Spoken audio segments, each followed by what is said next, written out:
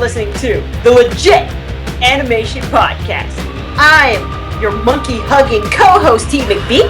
And I'm the host of the show, Gexup, and welcome to the third episode of the Legit Animation Podcast. Ladies and gentlemen, this is a very special episode of the Legit Animation Podcast because we are now doing the Legit Animation Awards 2012. And we have a very great amount of special guests all making their first debut on the show. And they are Cendoo. Woo! Okay. Joe, a.k.a. Phoenix 08. Hey. Retrokaiser. I wish I was wearing pants.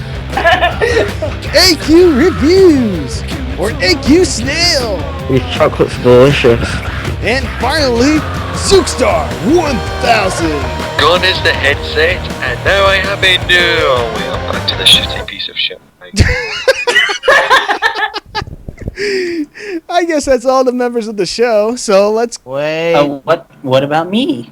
Oh, hey, Amuia. Amuia! Amuia! Woo! Finally, you made it to the show, man. Woohoo! Yep. So tell everybody, why didn't you make it on the Boot Chat Radio Podcast, which is the show that you were the host on? Hate to say it, but I slept through it. I just got off the plane the night before, and let me tell you, if you haven't gone from Japan to the States, that plus all the plane delays, that was a long day for me. That's alright, Amuia. As long as you showed up on the show, we're happy to finally have someone very special on the show. Even though this is your debut on the show, buddy. Can't believe it. Yeah. To be here hosting. I remember you said on one of the episodes of the Boot Chat Radio Podcast that you said you wanted to come here to be the high wings of the show.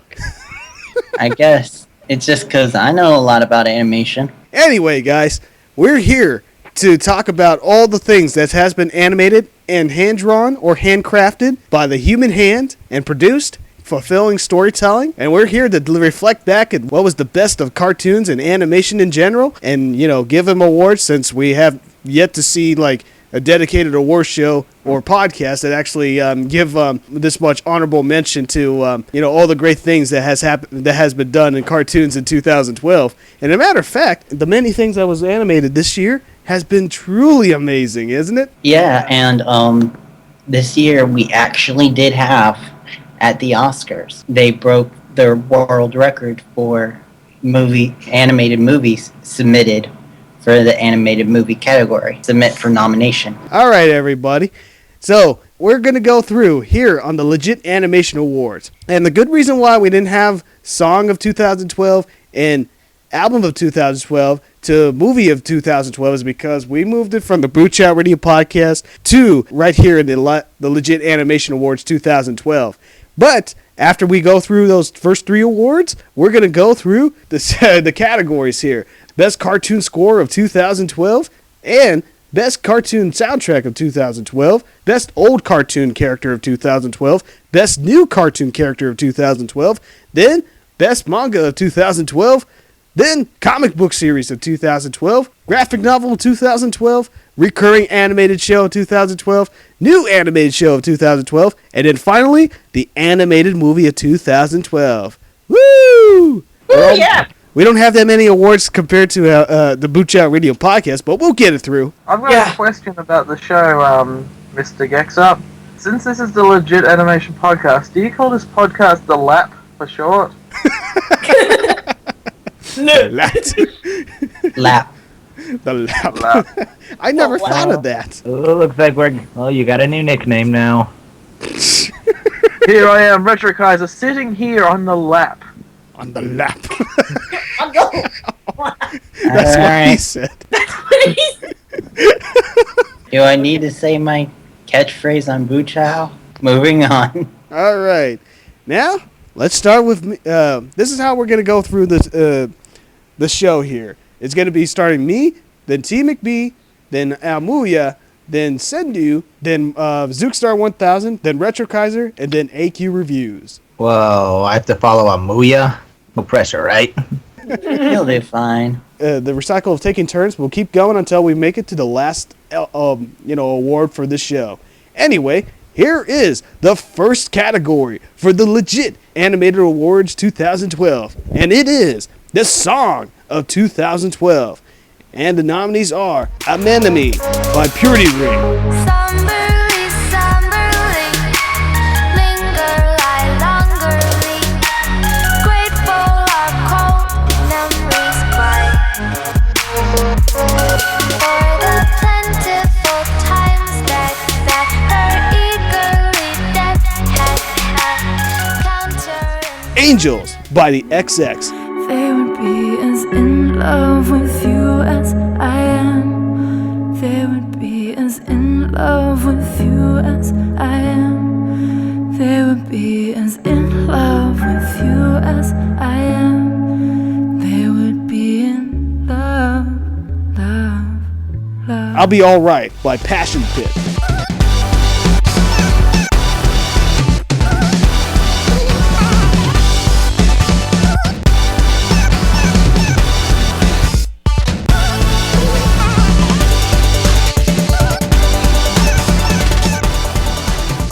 I Bought My Eyes by Ty Segall Band,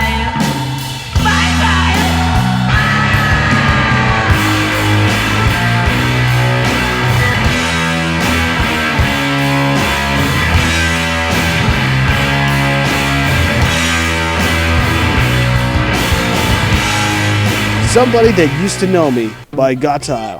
Oh, wait, did I Somebody say? that I used to know. Okay, someone that I used to know.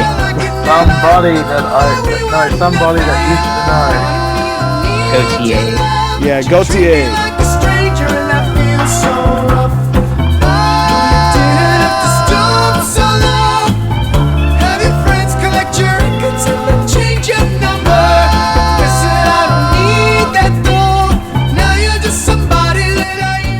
And Take My Bones Away by Baroness.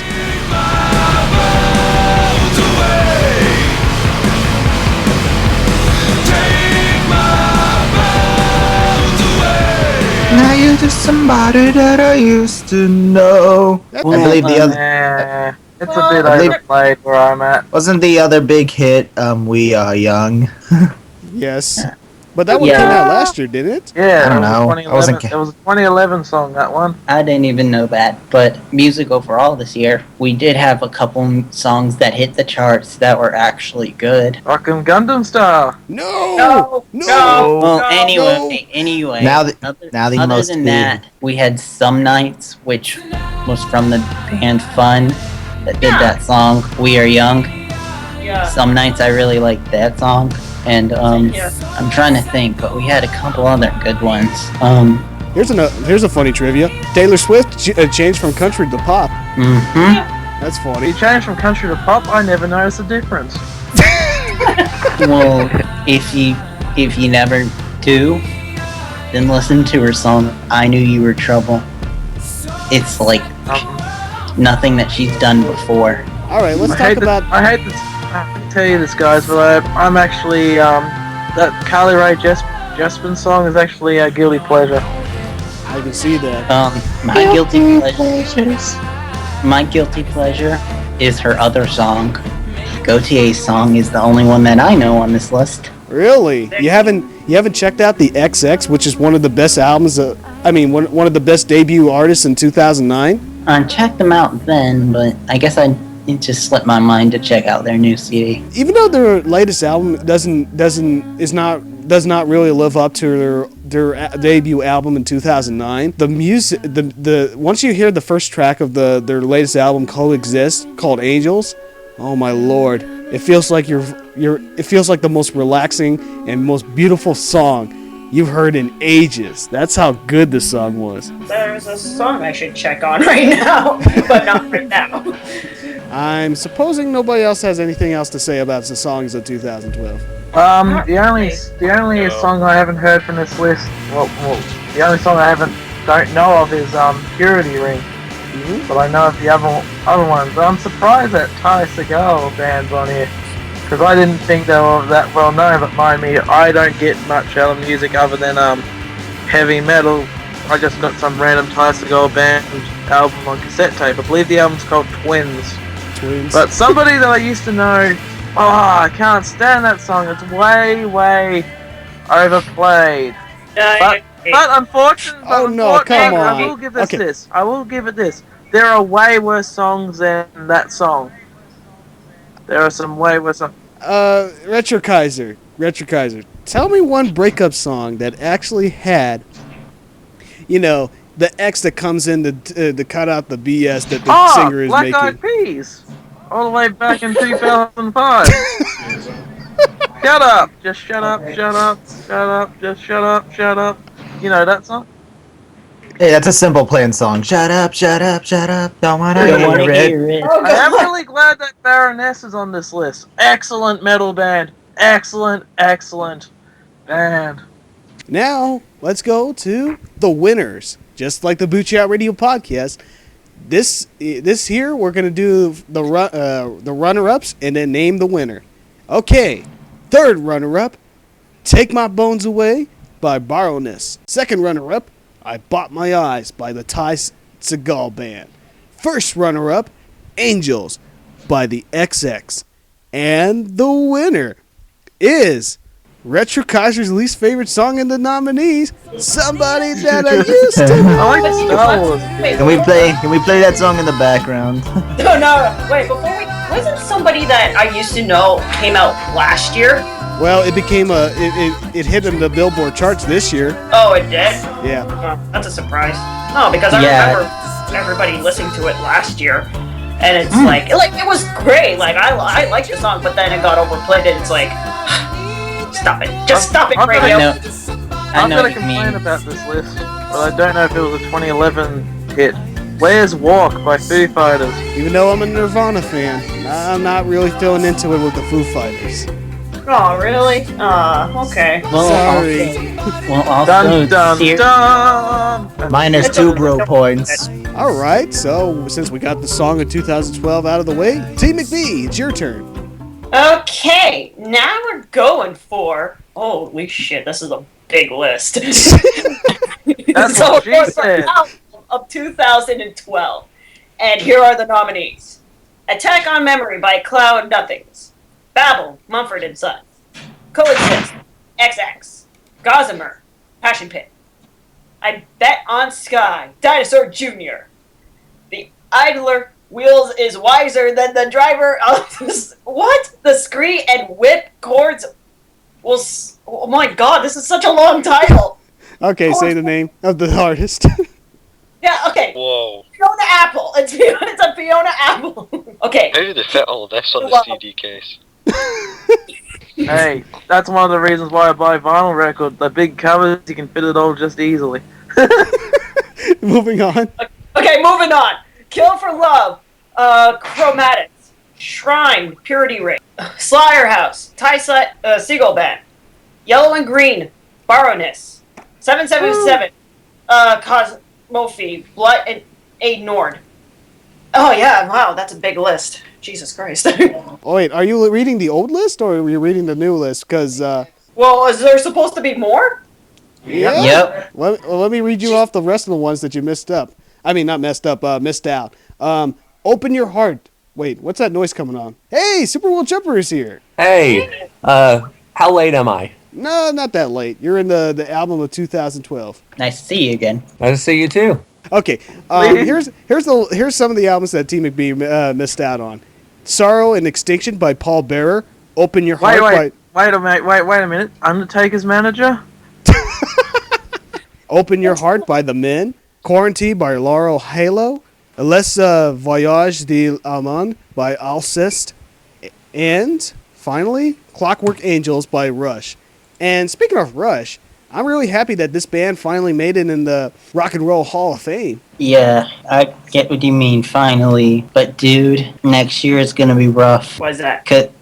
Because we have a lot of other older bands coming back. Like Black Sabbath is gonna be doing another one with Ozzy as their lead singer.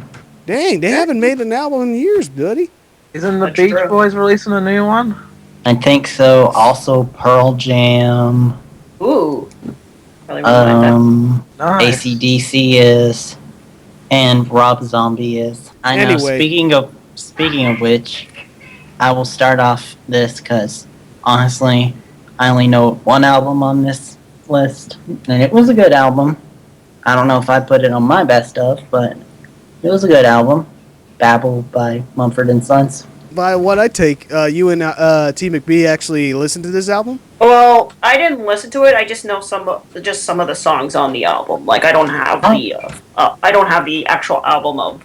No, I don't have the album of Babel from Mumford and Sons. I have their older album from last year, but the song was "Waiting for You," and I think that's the song I know the most from Mumford and Sons. Yeah, and just to say my opinion, it was good. It wasn't as good as their first album. Yeah, agreed. And I Will Wait is clearly the best song on that album.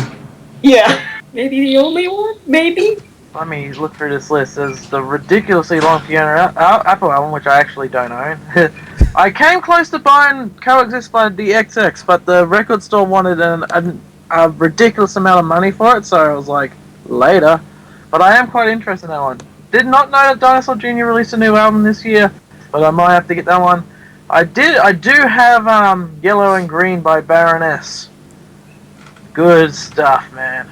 Yeah, a lot of old fans, they found it disappointing because it's less heavier than in comparison to their earlier stuff, because, you know, in the old days they were hardcore heavy metal, thrash metal and all that stuff, and this one here, they're hard rock in comparison. They're still good. It still sounds good to me. Clockwork Angels by Rush. It had some good stuff on it, but to me it just felt like that they were trying to be more like Dream Theater than they were Rush. Yeah, I know what you mean. I mean, like, it's hard to live up to another song that they made called Limelight, or another album by Moving Pictures. Amuia, we're hearing background noises, sorry. Sorry. I'm not. Sounded like someone's. Oh, Cendoo, you don't hear anything. You're as deaf as a doorknob. Are you implying that my doorknob is deaf? Because it heard everything you were trying to do to it. He's seen things. There's one album on this list that I really loved. Well, actually not an album, but technically an EP. Metallica Beyond Magnetic. That just surprised the hell out of me. Well, it was a great upgrade from their freaking last album last year, which was one of the worst albums I ever heard, with Lulu. I am the table! I am the table! I am the table! Moving on.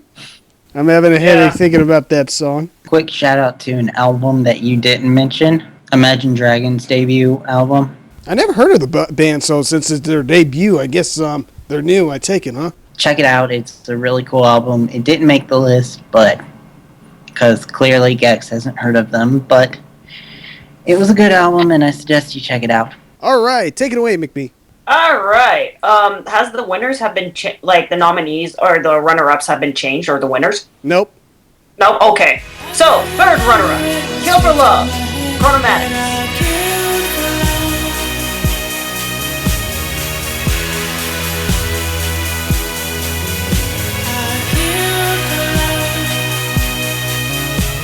Second runner-up, Babel, Mumford and Sons.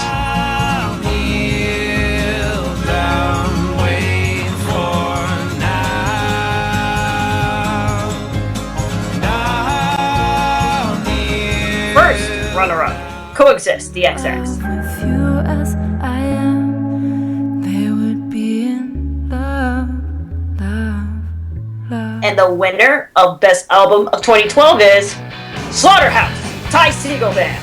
What I really like about this new band called the Ty Segall Band is that they sound like the more hardcore version of that old garage band from the 1960s called the Stooges.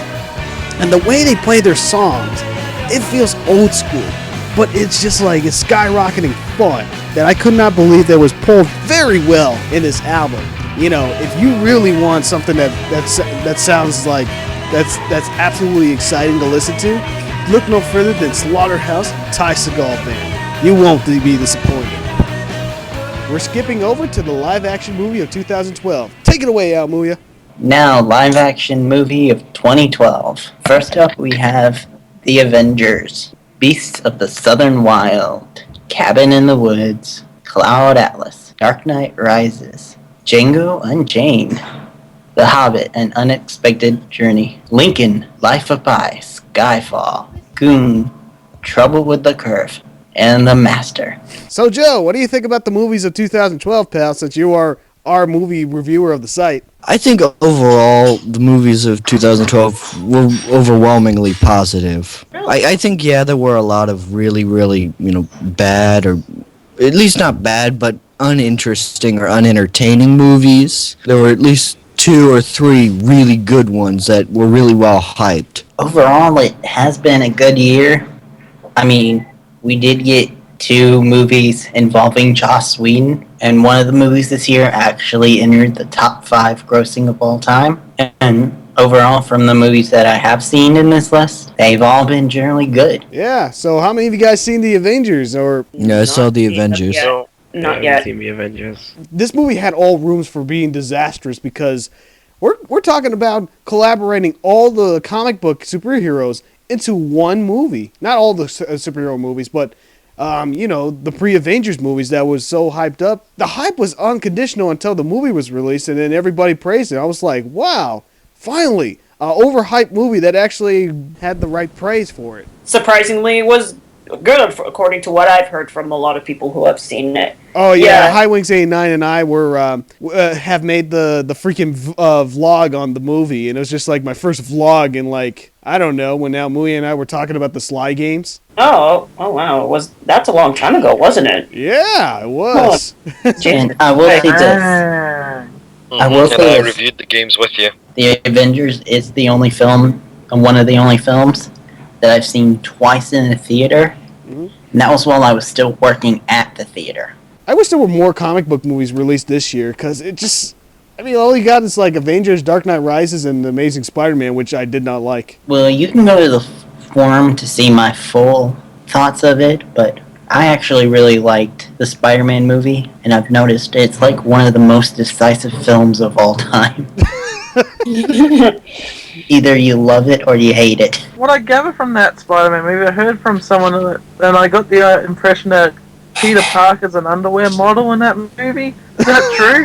I don't know. No. The biggest problem about that movie is that, the way they tell the origin story all over again, wasting our time instead of like continue on what was left off from the original Spider-Man movies. I am looking forward to the sequel, though. Yeah, The Sam. They've already- You wouldn't be looking forward to the sequel if they didn't waste your time on the same old damn story where Spider-Man got bitten by a radioactive spider, and then I know, but he lost his Uncle Ben because he didn't learn great power comes great responsibility until his death. Oh, I like the Sam Raimi origin of it because it had the Macho Man in it. Bonesaw is ready. I still really liked it. Anyway, what about the Hobbit movie? What I know Joe and I have seen it, and you know what? I'm really surprised that this movie had a lot of backlash. Was it just because of the 448 frames per second? Yeah, that's basically almost all of the backlash towards it. Ah, Because a lot of the people who go and see it normal, like I did, are overwhelmingly positive, like I was. If you don't like 48 frames per second, watch it in 24 and shut up. well, the problem was they All got the wrong choice to go see that movie. But Peter Jackson himself came out and said that the 48 frames per second is a divisive thing, that some people are just bound to not like it. You make it sound like a horror movie. Coming to the theater. It's big, it's scary, it's 48 frames per second. I bet to some people it feels like it. In 3D.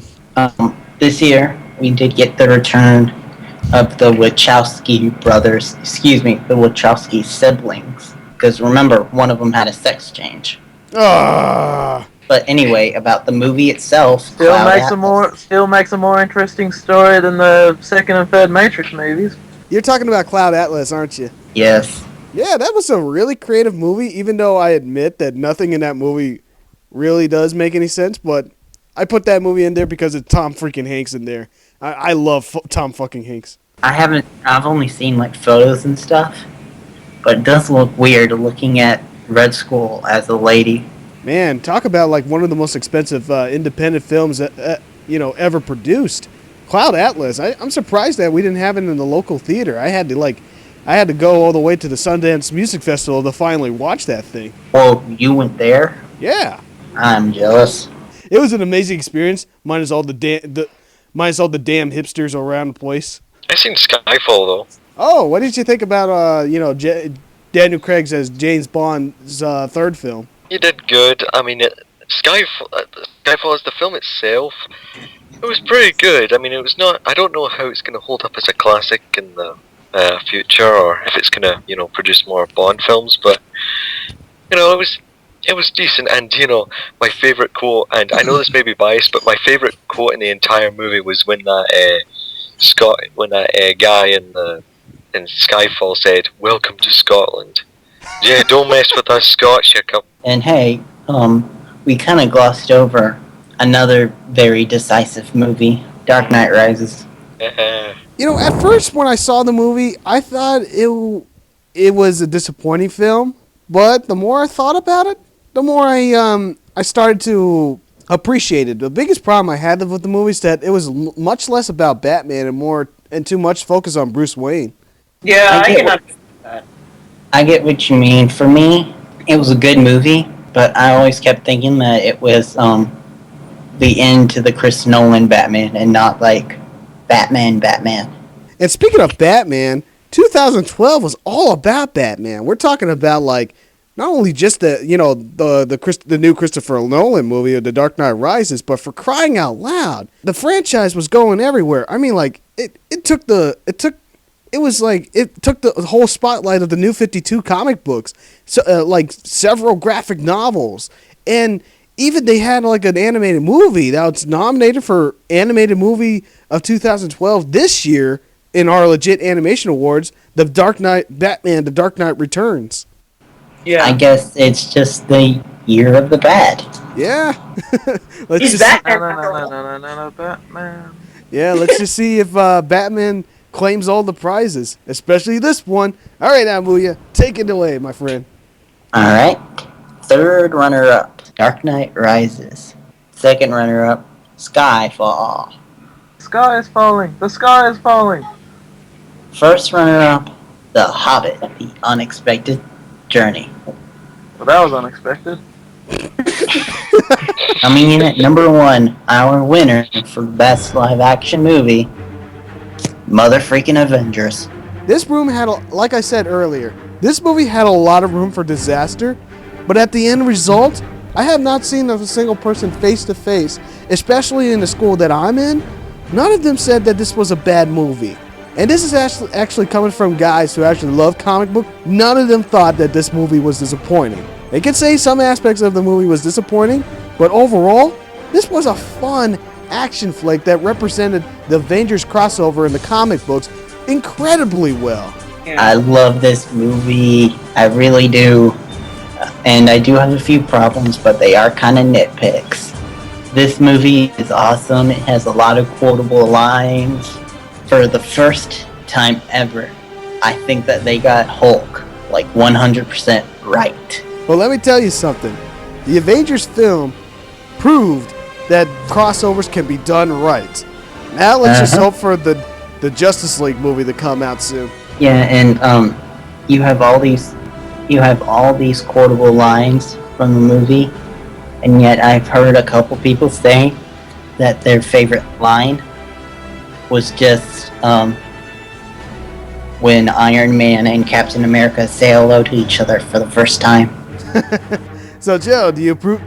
Being that you're the film critic of the site, do you approve this decision? I can live with it. I think it works pretty well. All right, so I'm assuming that you have to go, huh, Joe? I might be able to stay a little bit longer. I'm not sure. Never mind. Probably not. Hell, Do you have an elephant in that room? Yeah, his pet elephant Kinda. named Steve. Nah, Ben. At least Yeah, it's it's not. my brother, so. At least it's not the mouse, Ben. All right. Well, Later, Joe. All right, everybody. Since we're done with the first 3 award that has nothing to do with animation, we're going to start with the very first animation award. All right. Now, Ooh. this is Cendoo's turn, and it is. What? Cendoo's the winner? Yay! Thank you, What are you Mr. doing? Nothing. I just thought I was after someone else. Huh. Yeah, you were after Um, Amuia. Huh. Yeah, you were after me, but he's gonna, through the magic of editing, put me in there, and then now you go. Best cartoon score. Do do do do do do. And the nominees are "Touch the Sky" by Brave, And the sky is clear and bright. Misty mountains sing and beckon, lead me out into the light. Bug Hunt, Noisia Remix, Wreck-It Ralph.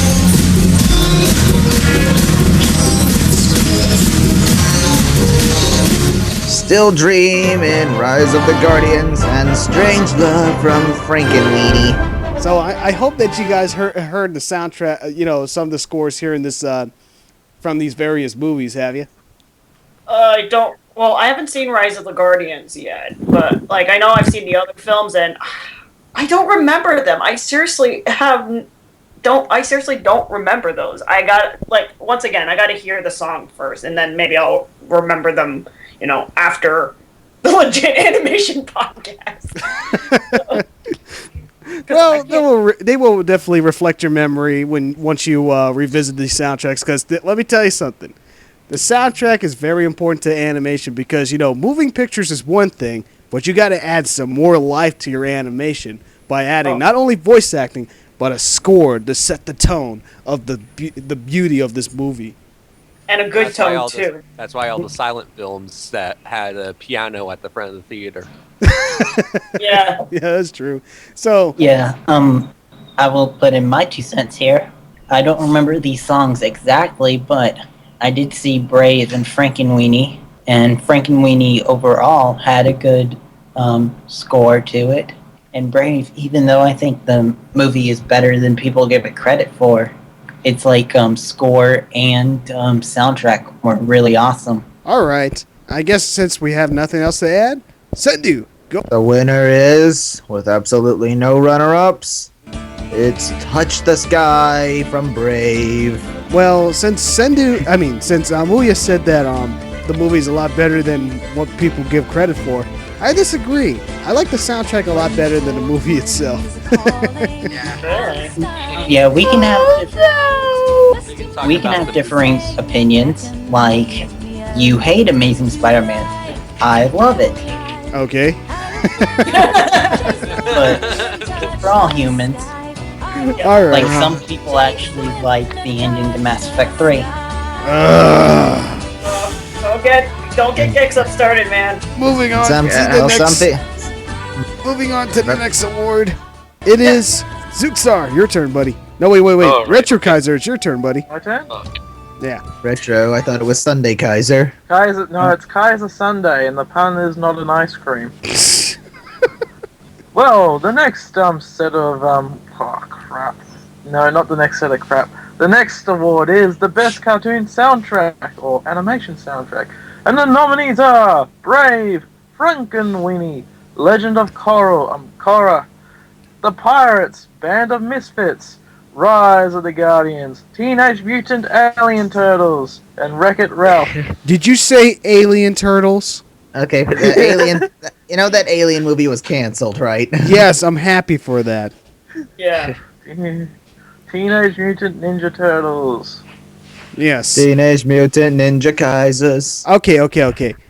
We're not focusing on the animation or the storyline going for each of these cartoons, but I just want to know which one, in your opinions, had the best music going along when you're listening to the movie. I mean, when you're watching the movie. My side picture is hoping that it's TMNT. I thought that was Earthworm Jim you had there. I can tell you, I already talked about the other ones that I saw, but Korra had a nice, epic feel to its soundtrack. And Pirates had a very fitting soundtrack, I'll say that. When it needed to be, a swashbuckling epic, it was. And you gotta give them credit for the fact that they had a Flight of the Conchords song in their soundtrack. Yeah, I would agree. Pirates Band of Misfits had a pretty good soundtrack. Like, sure, like there were songs that we already know and from other artists, but it seemed like it really fit like the witty humor of the movie. Yep, I agree. But I will have to say once again that Brave's soundtrack was better than the movie itself. But the movie had a bow and arrow. And your point is? Hello, bow, arrow. That just always makes the point. Nice.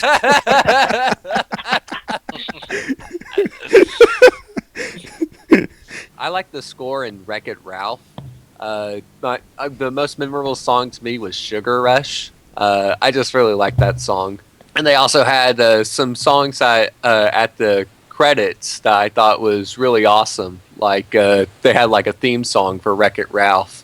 And I don't know, it's not really as beautiful as Brave's music is, but it's more rocking, more pop music that not necessarily pop, just away from traditional, more modern. All right, so since we got nothing else to say, let's name the winner. The winner is Arg.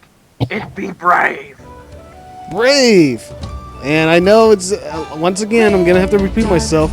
The soundtrack, the music, the beauty and atmosphere of this movie Brave is a lot better than the storyline and the movie itself. You don't have to repeat yourself. Can we just play stock footage? I don't agree about the quality of the film, but I do agree about the quality of the music for Brave. Just like they got what seemed to be every Scottish actor to be a voice actor, they got every Scottish artist to do the soundtrack. And how do you feel about that, Zigstar? I'm proud. I'm full of pride, you know. All right, now let's move on to the next award. Zigstar, it's your turn. Best Old Cartoon Character of 2012. The nominees are Animal Man, Batman, Bender, Inuyasha and Kagome, Natsu Dragneel, hopefully I pronounced that right, Santa Claus, Sonic the Hedgehog, and Teenage Mutant Ninja Turtles. All right. Get go, May! So what was the qualifications for this category? Well, it has to be an old character that's doing something new in 2012. What is Inuyasha and Kagome doing there? I thought they were done with that series. Oh, they made another season to finally end this thing properly. Yeah, and they finally released the English dub, which I was waiting for a long time. But okay. Yeah, what a Animal. Why have I never heard of this one, Animal Man? Because you I'm guys, a huge animal lover. Wait, you never heard of Animal Man? I even discussed this in the forum of when we were talking about our favorite superhero. Yeah, I noticed that, and I should have mentioned that. I'm a huge animal lover, and I've not heard of this. I've never seen this character in like comic history. God, I've been living under a rock. Oh man, you should have heard of Animal Man because the creator of that series, Grant Morrison from DC Comics, he's also from Scotland, dude. Whoa. Oh man. Yeah. Okay, I need to get it. Okay. Yeah. Whoa, wait, there's a new Sonic cartoon this year? I didn't know that. No, it's not a Sonic cartoon. It's the Sonic comic book. Okay. Oh. Does that technically Really? qualify? Yeah, because comic books are cartoons. They're hand-drawn. Oh, jeez, and this wiki page just lied to me. Not wiki, Sonic Fanon.wikia. Like, this is what I'd be thinking if I thought like that was like an animated cartoon of the Sonic comics. Man, the story is great, but the animation is so shit. Okay. So they're just standing there with bubbles. All right, so let's go talk about these old characters. See what they did for us in 2012. What do you guys think about them coming back here in 2012? I see. It's a mixed bag, kind of. Well, I'm surprised like TMNT came back again. Yeah, I mean, so that I'm pretty surprised with. And Bender from Futurama, not my favorite character from the series, but it's glad to see one Futurama character on this nominees. Man, Batman's making a good impression this year. I mean, for crying out loud, he's been in a live action movie. He has a cartoon show that's going on, but Batman Brave and the Bold, and he's hogging up all the spotlight in the New 52 comic book series, and he also has an animated movie called The Batman Dark Knight Returns. And Santa Claus. And also, sorry, Batman. Really quickly though, Batman actually in the comics this year. I think it was this year. Mm-hmm. Maybe it was early last year. Technically came back from the grave. About Santa Claus? Rise from your grave. Oh, Santa Claus! I'll tell you something. That was the highlight for that. That was the highlight for me. That movie, The Rise of the Guardians. Oh, okay. I was thinking okay. the episode of Raw where Santa Claus got run over. or the episode of Futurama. But, oh yeah. You've been very naughty. But yeah, I will say this though. That sounds very sexual the way you do that, Gexup. You've been very naughty. Whip. Who would have thought? Yes, now I spank you. Who would have thought? I bet Retrokaiser would be a good Santa Claus. Ho ho ho! Be good or I'll do stuff. Yeah, since he's the one who came up with our initials for this podcast called LAP.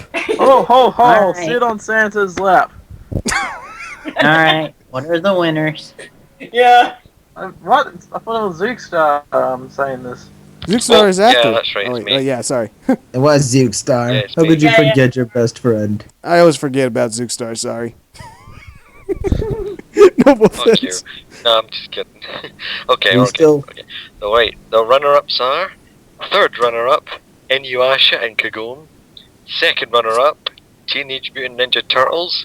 First runner-up, Animal Man. And the winner is, this one's predictable, Batman. Before that, I've noticed something. All the winners and the winner and runner-up are all based on animals. You got the Batman, you got the Animal Man, you got Turtles, and you got Inuyasha, who's like, what is it, half wolf? Because He's like a epic, dude. human. He's he's a wolf demon, yeah, but Kagome's a human. Yeah. And she makes a good point with that bow and arrow. Well, she's not the point. Anyway, Batman. The reason why he's the winner is because no old cartoon character has done as much as this guy did all year round. Do I have to mention it? He had a live-action movie, which is a great conclusion to the Christopher Nolan Batman trilogy. We also had he has over 3 comic book series in the New 52, and they all hogged up the spotlight. And do I have to mention it? One of his animated movie is actually going to be in the nominees for Best Animated Movie of 2012. Yeah. Oh yeah, and also this year he was in 2 Justice Leagues. Think about it. A superhero that did a lot of things here in 2012, and more than half of them were completely satisfying. He deserves to be called the best old cartoon character of 2012. Now, let's go to the next category. AQ, it's your turn, buddy. AQ! No, AQ2. Snake! Dun-dun-dun-dun. It's best new cartoon character of 2012. Anya, Dodula and Zam, Kara, Merida, Napoleon Dynamite, Pirate Captain, Ralph, Victor Frankenstein, and Sparker. All right. So, I know that there's two characters that you guys don't know, Anya and Dodula and Zam. And these two are from, these new graphic novels that was released in 2011, 2012. Yeah, I'm counting the awards from 2011, 2012 because we messed up a lot of things last year regarding to cartooning and animation. But anyway, Anya. She's from this graphic novel called Anya's Ghost, and she is by far one of the most relatable high school characters. She's an outcast who's like taking this Catholic school, having a hard time trying to fit into social life. Even her number one crush has already been taken by the best looking girl of the school, and then finally her life changed. Her life changed around when she fell into this well and met this ghost who somehow helped her improve her life. And it's just like, this was a really wonderful story that has been told, where it's just like, that reflect on friendship and self-improvement and everything. It's just like, you got to take a look at Ganya's Ghost to actually believe it, because the author and cartoonist of the story is actually one of the board directors of that movie Coraline. Oh, really? Yeah, no joke. Wow. That is some interesting news right there. And, Yes, a story we can all relate to: going to school and meeting ghosts. Let me tell you something. Another new cartoon character that nobody knows yet, the Dula and Zom. On the last episode, I praised so much to this graphic novel called Habibi, because it's made by the same graphic novelist named Craig Thompson, and he has created one of the best stories I've ever seen in my life. And Dadula and Zom, they were like the most unique characters I've ever seen.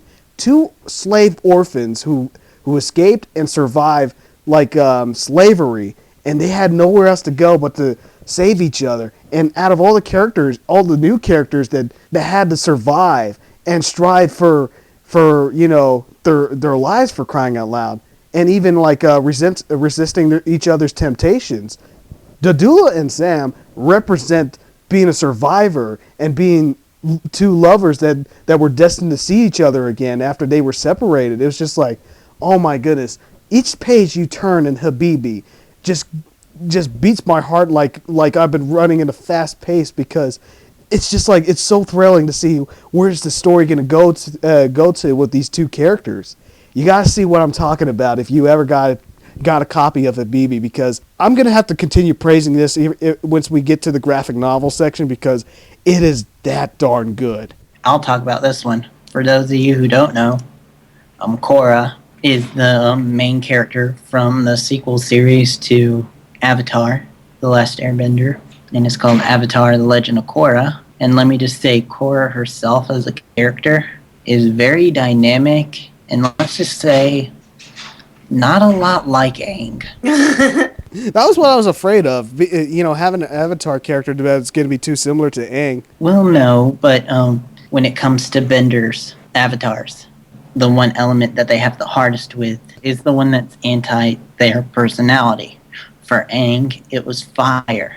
Actually, I think wasn't Aang's hardest Earth? Yeah, it was Earth. Well, anyway, Korra's is wind, because she's such an enthusiastic character. That is true. But anyway, what about the other characters here? Merida, who's that? Merida. She was the character of Brave. Merida. Yeah. Merida. Oh, I thought it was Meredith. I don't know. But anyway, she was a cool character. But she would have been so much. The reason why she's in the nominees is because you actually like Brave. Yes, and I hate to bring this up, but she's not that good of a character. I know that this is the first time we've seen a mother-daughter relationship in the Disney film, but she was just a bitch to her mother. It's just like, oh, come on. Kind of a little bitchy, but that's not how you represent. That's not how you represent feminism. I seem to have an affinity for archery for some reason. Yes, I know. So Amuia always has a point.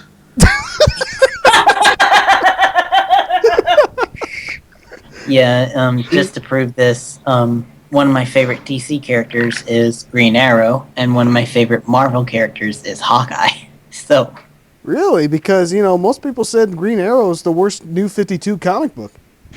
oh yeah, I do agree with that, but I'm saying that the reason why it is because they totally redo the character, but do them in a horrible way, from what I hear. Here's another character I really want to talk about.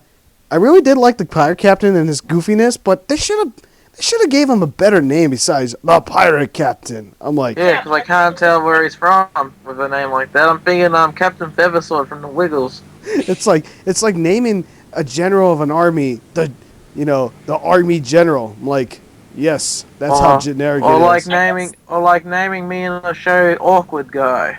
But I guess with with the character Pirate Captain, like, I think that's supposed to be the whole joke. Like, they just gave him the name Pirate Captain. So if it's not really your thing, then I guess you're not going to be driven by this character. But you know what? Hugh Grant's performance as Pirate Captain was pretty solid. So Yeah, you gotta say it was funny when he went under, or when he like went quote unquote undercover as a scientist. Hello. And, and his scientist name was Dr. Pirate Captain. Yes. Could have been a big improvement for that character. I'm surprised. Dr. PC. Just call him Dr. PC. Everyone will think computer. Oh, just to let you guys know, I'm surprised that a couple of people were pretty surprised to hear this. The Napoleon Dynamite. Yes. I hated the live action movie because it was slow and the delivery of the jokes wasn't really that good. But the animated movie, the animated series, oh my god. He is the total opposite to me because the punchline is delivered perfectly. The way they handled this character was so good. It's just like, oh my goodness, I absolutely love the Napoleon Dynamite cartoon better than the live action movie itself. And Mike Judge still cannot draw very well. No, Mike Judge is the perfect cartoonist. Look at King the Hill. They all look like the real life character in comparison to all the others. I'm not saying he's not talented. I'm just saying he just can't draw very well, but it suits his style perfectly. All right, because I was about to say, Retrokaiser, Mike Judge is my favorite cartoonist, buddy. Anyway, right. Before we get into a fight here, anybody have to say anything about the character Ralph? Not bad. I thought he was quite likable. It reminds me of Donkey Kong. Well, that was supposed to be the idea, so... You can't release that. Too bad he doesn't have a sidekick named Diddy. And hey, well, he's got a semi... Hey, Diddy. I like a whole slew of characters. I like the whole slew of characters. Oh, wow. AQ, let's move on to the winners, buddy. Okay, third runner-up, Napoleon Dynamite. Second runner-up, Ralph. First runner-up, Cora. And the winner is Victor Frankenstein and Sparky. The reason why it's the winner, Victor Frankenstein and Sparky, is that the relationship between the boy and his dog never has had that special feeling. I really love the way, Victor Frankenstein just does everything for the sake of his love for his dog. It's just like, that is the great representation of what you say, a passionate character. And when was the last time Tim Burton made a really good character? And a matter of fact, this is all, Frankenweenie. It's a remake of his first movie, wasn't it? Yeah, which you can actually find on the Blu-ray edition of Nightmare Before Christmas. Oh, I said also on DVD. So yeah, it's on the DVD version also. Nice, worth checking out. And I gotta say that the way he handled Tim Burton, the way he handled these characters now animated. Oh my goodness, it is so much better than the original movie itself. It's just like, oh man, it's beautiful. Let me say, I've seen this movie and about the characters, dude. Frankly, Sparky would have been the winner if he had even been on his own. I mean, it's one of the few times that you get a character who's got so much personality, and yet they don't say a single word. And then going on for Victor, I just looked it up, and believe it or not, he's actually voiced by an actual kid. Yeah. Oh, that is believable. Because, most voice actors and actresses who are voicing a kid character, they're usually adults with, high squeaky voice. Yeah. Or usually a woman. Yeah. Because we have more lighter voices. Yeah. All right. Now, Super World Jumper, you're next, buddy. Okay. Manga of 2012. And the nominations are Neon Genesis Evangelion Volume 13. Evangelion Volume 13. That's still going? Yep. It took a break for a while. They brought it back. All right. And this is just manga form. All right, next. Okay. Rennie Volume 11, 13. Soul Eater, Heart of Thomas. Soul Eater Not, Volume 1. Lucky Star, Volume 9. All right, Cendoo, since you're the manga master, you want to talk about some of these mangas here? Yes, Lucky Star has not been in. No, the new Lucky Star is not in English because they stopped licensing it. Aww. Neon Genesis, everyone seems to just get scared of that manga, I noticed. But it's actually a pretty intense story if you can get into it. Ginger, you pervert. Oh, look who's talking. Oh. All right, Yeah. but there's one manga I know of in this nominees that I want to mention. Rene. This is the brand new series that the creator of Inuyasha and Rama One Half is now working on, and it's a really wonderful series. This was a nomination added by Hanu the Hun Makinen, who's a big fan of the series. So there you go, buddy. Oh, wow. Yeah. All right. Ring your bell, Gex. Ring your bell. All right. Who's riding a bicycle in the house again? Bicycle. Well, that was a Christmas gift for you, Kaiser, but I decided on a picture instead. He's got a bicycle. All right. Now, let's name the winner. Okay, the winner of Manga 2012 is Rene Volume 11-13. Yep. No questions asked. Anyway. Not Lucky Star. Oh, okay. You know what? There was also another big manga, re-release this year, and that was the complete Sailor Moon series. No, we're not focusing on real release. We're focusing on the legit. Why did you have to mention Sailor Moon? I love Sailor Moon. Oh, goodness. The Moonies are back. Now, let's go to the next award. Comic Book Series of 2012. And the nominees are The Avengers vs. X-Men, Before Watchmen, Carnage USA, Sonic the Hedgehog, League of Extraordinary Gentlemen, Century 2009, Mega Man, The Strain, IDW's Teenage Mutant Ninja Turtles, The New 52, Animal Man, The New 52, Aquaman, The New 52, Batman, The New 52, Detective Comics, The New 52, Swamp Thing, Ultimate Comics Spider-Man, and The Walking Dead. Hey, Cendoo, we've got a new stock footage clip for Gexup. The New 52. Good. I'll be sure to use that. All right. When I secretly make a video of him using clips from past recordings. And no All one right, will know now- the difference. Oh, man, words cannot describe how happy I am to finally move here in America and experience all the things I missed out in comic books, because I had absolutely no idea that DC Comics not only changed their logo, but they also start rebooting all their franchises into this going series called New 52. In November of last year. Yeah. I mean, like, can you blame us for not putting putting any New 52 comic books in 2011 in November last year? Because Yes. Also, as the name New 52 implies, they released 52 different titles.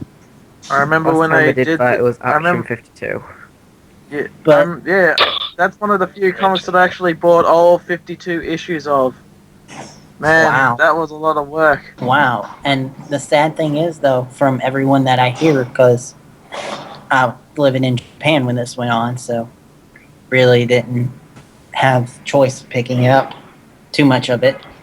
I've heard that you can only count on one, maybe two hands, the good ones out of the 52.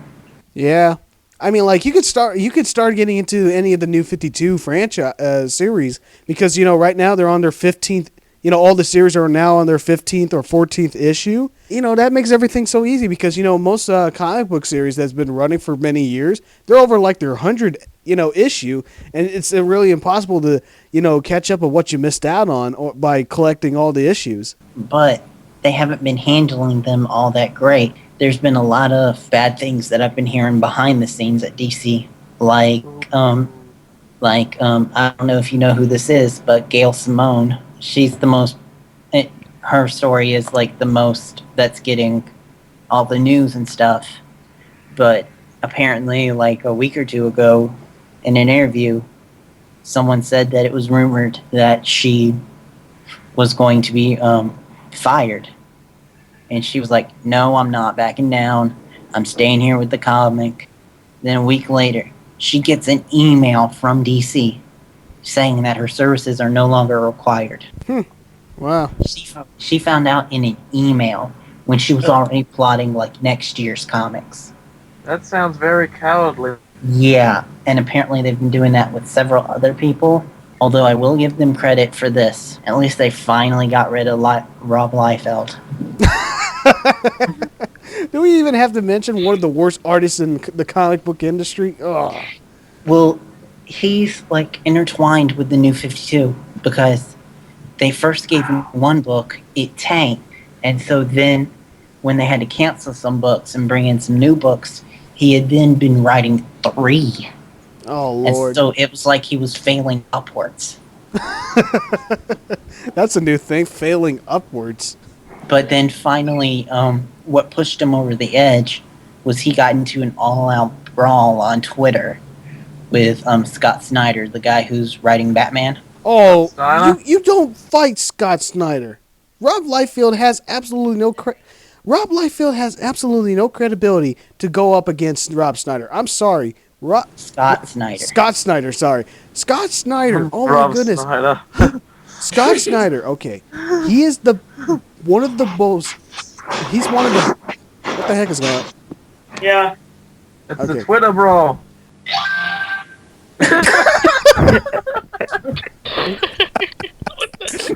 But anyway, he was. Well, no, it is the Legit Animation Podcast.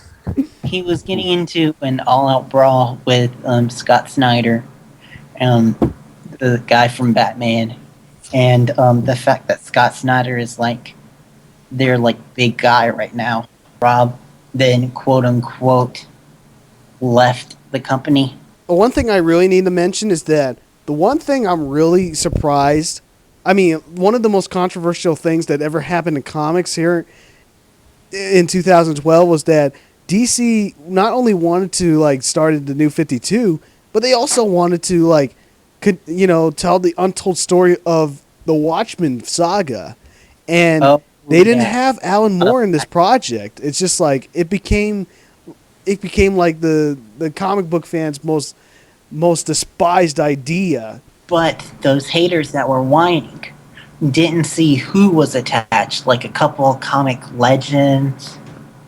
I think even the founder of your school that you're going to was writing one. Yep, definitely. And also, before Watchmen, it even expands all my questions about what happened before the Watchmen story, because they always keep bringing back about like, the comedian's least favorite, most biggest arch nemesis before he passed away. It's just like, what was he like when he was still a villain? Because he was a sobbing loser.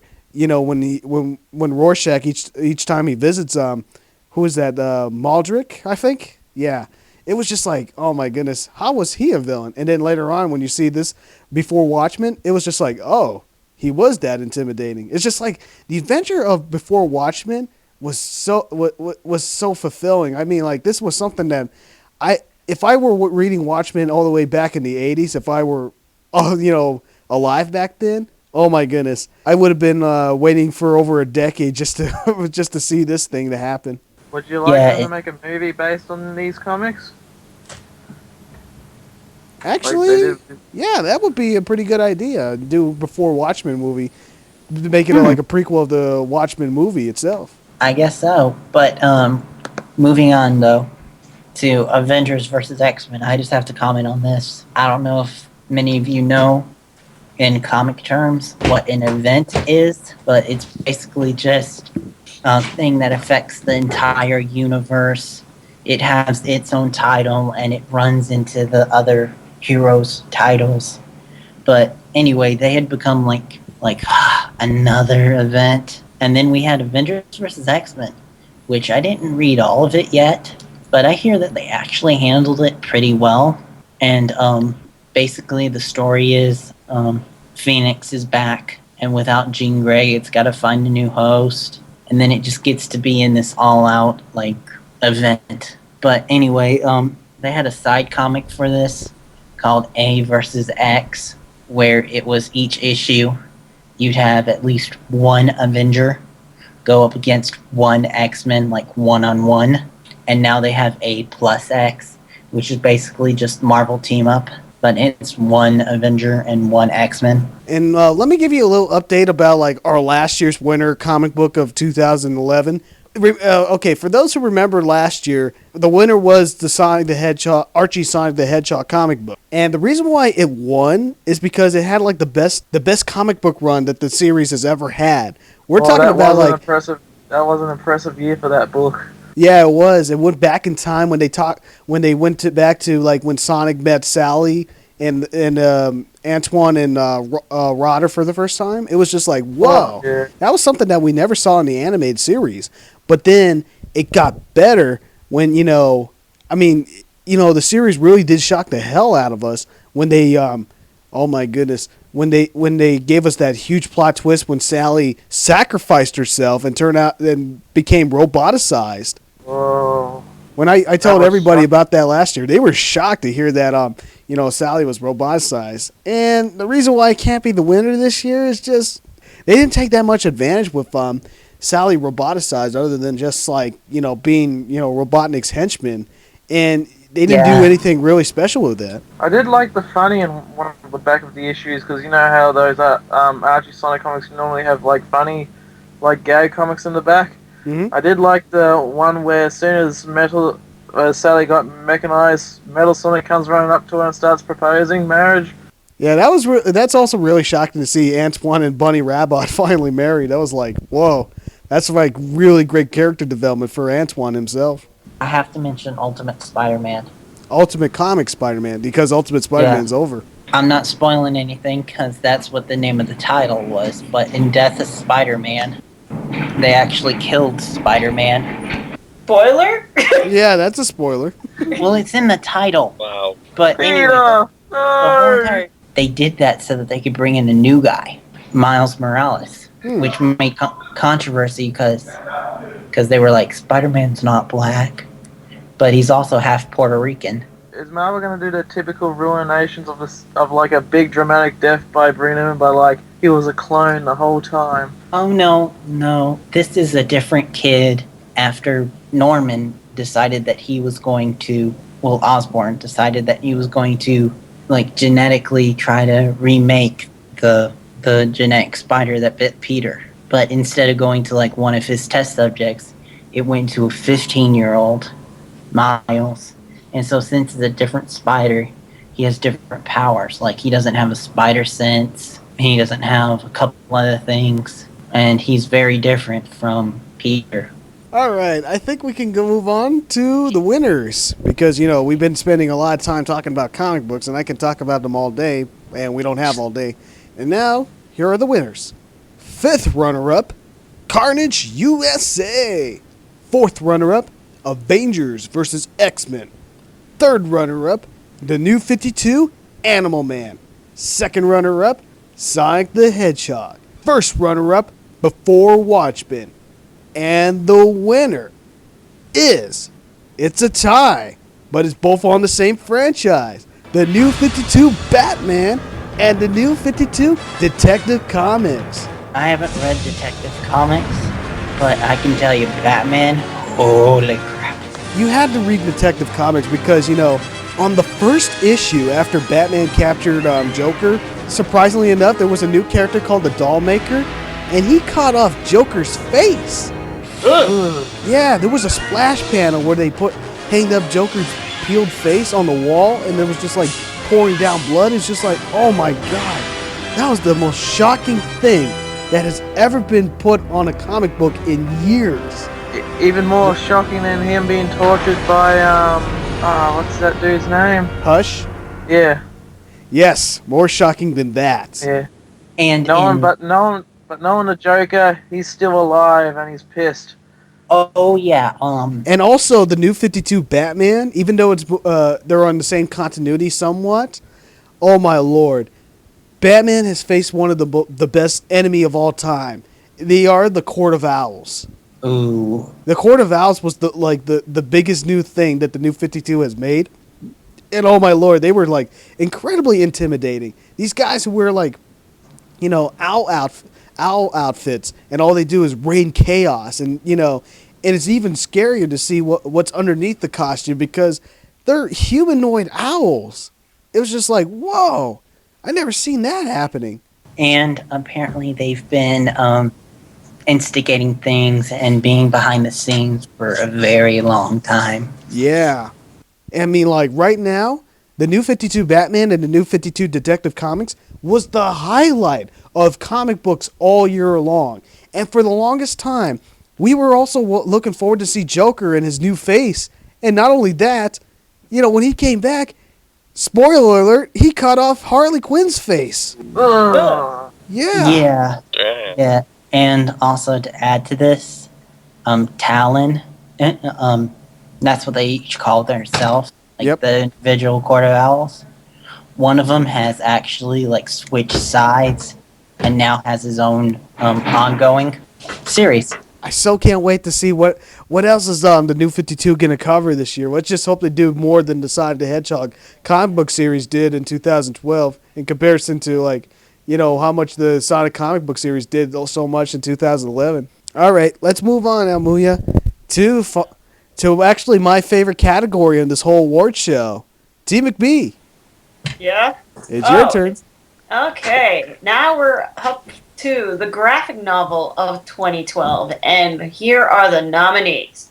American-Born Chinese, American Vampire, Anya's Ghost, Ascent, Avatar: The Last Airbender, The Promise, Batman: The Court of Owls, Batman: Nightfall, Channel Zero, Drama, Dogs of Mars, Fables Volume 1, Legends in Exile, Habibi, The Hive, Kick-Ass 2, Knuckles Archive number 1, Sonic the Hedgehog, Darkest Storm, Sonic Genesis, Underwater Dweller. Oh, I misspelled the title. It's Underwater Welder. Oh, Welder. Okay. Sorry. No, it's a problem. Let me tell you something, guys. I'm going to be a little cheating here because we have to include graphic novels from 2011 to 2012, which is the reason why Anya's Ghost and Habibi has made it in the list.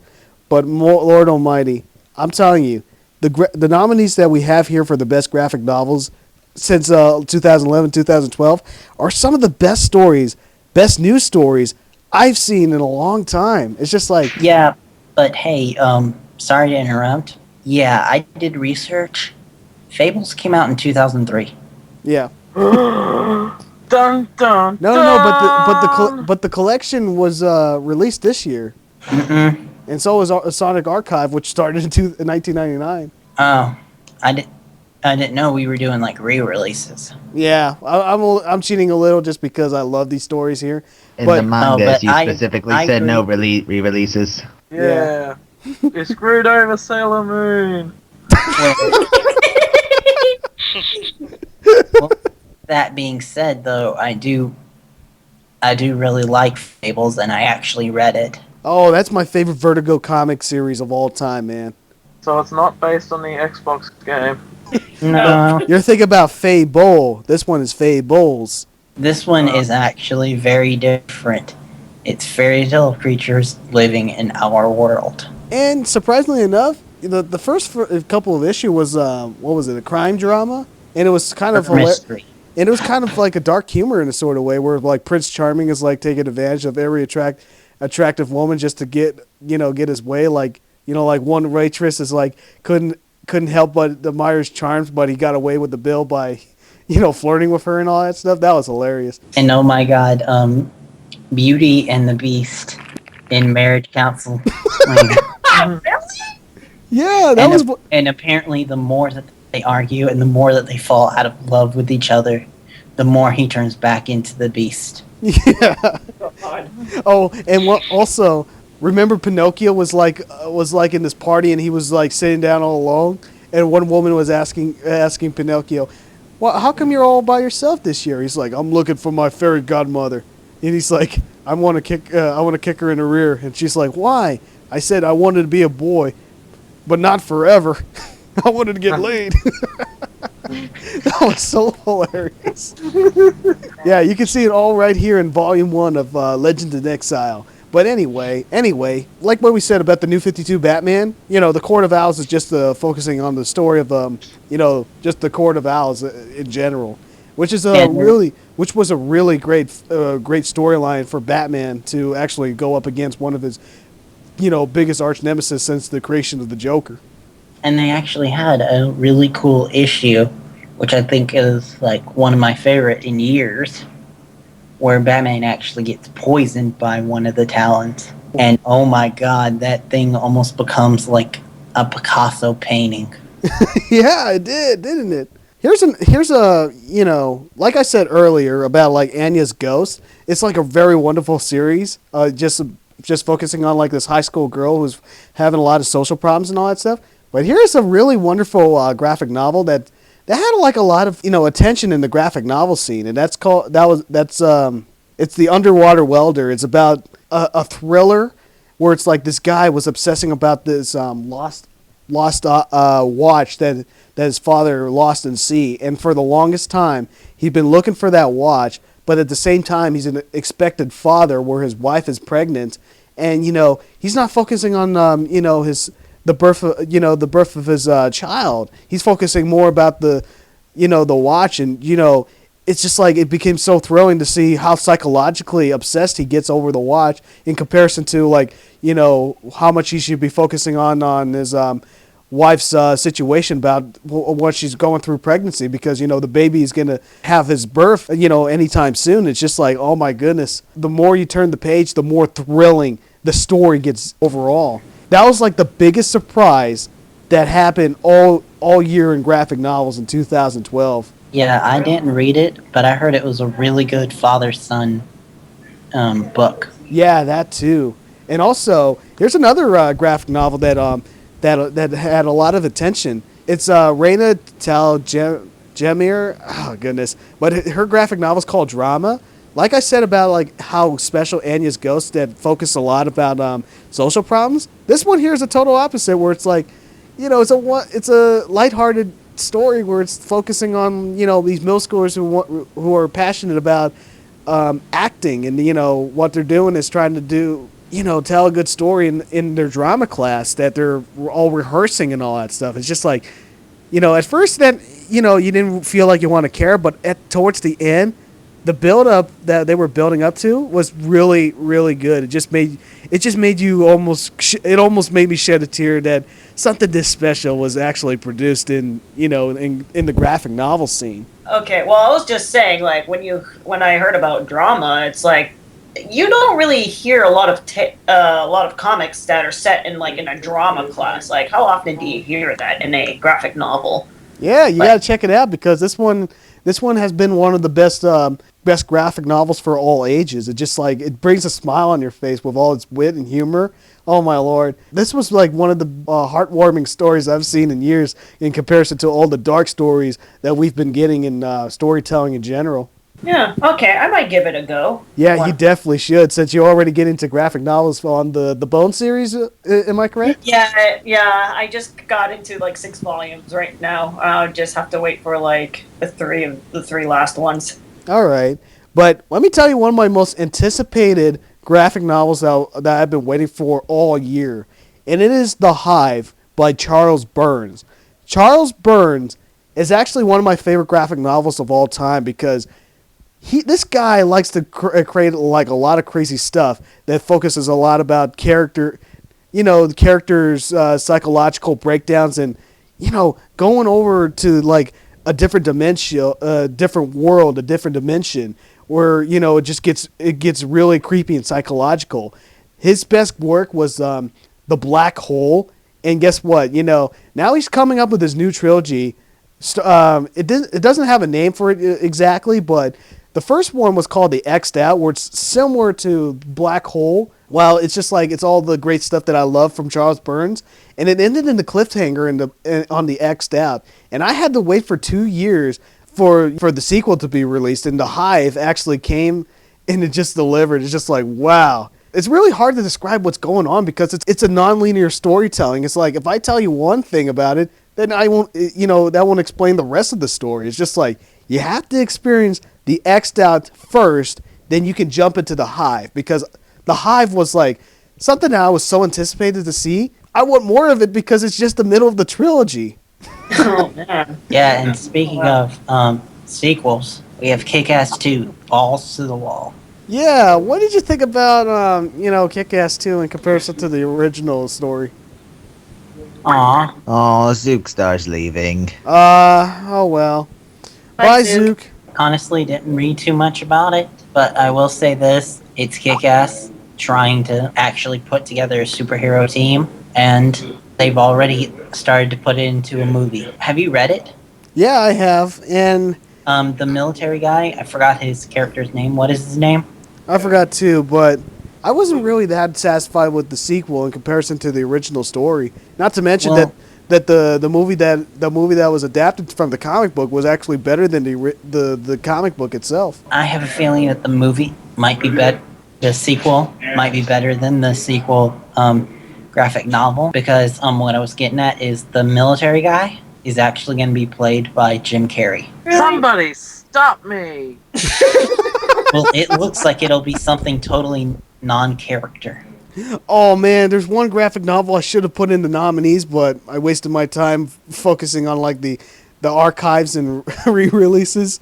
Okay, there's this really wonderful story. This is really wonderful graphic novel called Building Stories, and it's by this really well-known graphic novelist called Chris Ware. And this is the guy who invented the world's smartest kid, which was ripped off, which was something that Family Guy ripped off to make Stewie Griffin. Yes. Let me tell you about Building Stories, which was a really fantastic story. It is an immersion of storytelling devices that will take you piece by piece to make a whole. There's a multitude of layers of where you can put it all together, because we're focusing on like these people who's living in this apartment, and whichever route you choose, wherever along the way, it will hit you a really shocking story, and it gets you so darn emotional that this is something that like I never seen done in a graphic novel in storytelling this well. And that's something that I really like about graphic novels, is that they always come up with a really wonderful surprise. And something like Building Stories, that's something I always am proud to see in graphic novels in general. Since you're talking about graphic novels that didn't make the list, What did I forget this time?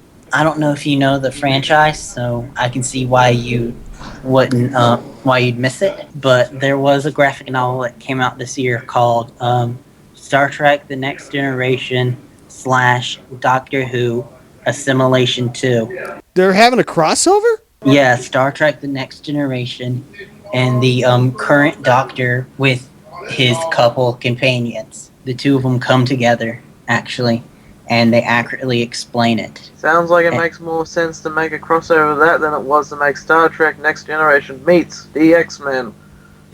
Well, all right, I think we've been talking a lot about graphic novels. yeah, sorry, I could talk about graphic novels, Doctor Who, any of the subjects below for hours. All right, TMcBee, name the winners. Okay. 5th runner-up, we have Fables, Volume 1, Legends in Exile. 4th runner-up, Underwater Welder. 3rd runner-up, Drama. 2nd runner-up, Batman, The Court of Owls. 1st runner-up, The Hive. And the winner of graphic novel of 2012 is Habibi.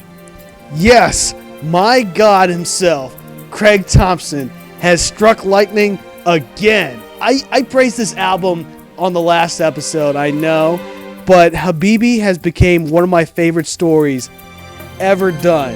It's just Habibi. Yes, I know it's a funny title, but when you read... No, it's not, dude. That's the Arabic word for beloved. Oh, okay, I was about to say. I was about to say, I hear that all the time from my relatives. Habibi, Habibi. They say that to their little, babies and stuff. Oh, okay. But anyway, it's just that Habibi was just such a wonderful story that I couldn't believe it. A piece of paper that's actually illustrating a story that actually made me weep, because the passion between the two characters, Zam and the doula, was just like, oh my goodness. These two characters came out of slavery. They grew up together. They had to resist each other's temptation. Then they got divided, and then they wanted to see each other again, just to fall in love. And I can't tell you what each of these characters had to go through, you know, on their own individual stories. But oh my goodness, just the urge to have two characters to come back to each other was so desirable that I just turning the page was so thrilling, and it's just so nerve-wracking that every time when something bad's gonna happen, I could just like cry like a water fountain because these two characters gave me so much emotional investment that no other story has ever done this so well. Not even movies, not even TV shows, not even in video games could ever pull it off this well. And Craig Thompson, I bless you for actually telling us a really wonderful story, because in Blankets you told me the best non-fictional story of all time, and you know, you took nearly a decade to finally finish Habibi, and oh my goodness, you told me the best fictional story of all time. It's just like, oh my goodness, I take off my hat off for you for changing my life and opening the doors that graphic novels is more than just like telling stories. It's there for a wonderful experience that is so passionate, so heartwarming, and so thrilling all at once. Nothing compares to how wonderful Habibi is. End of story.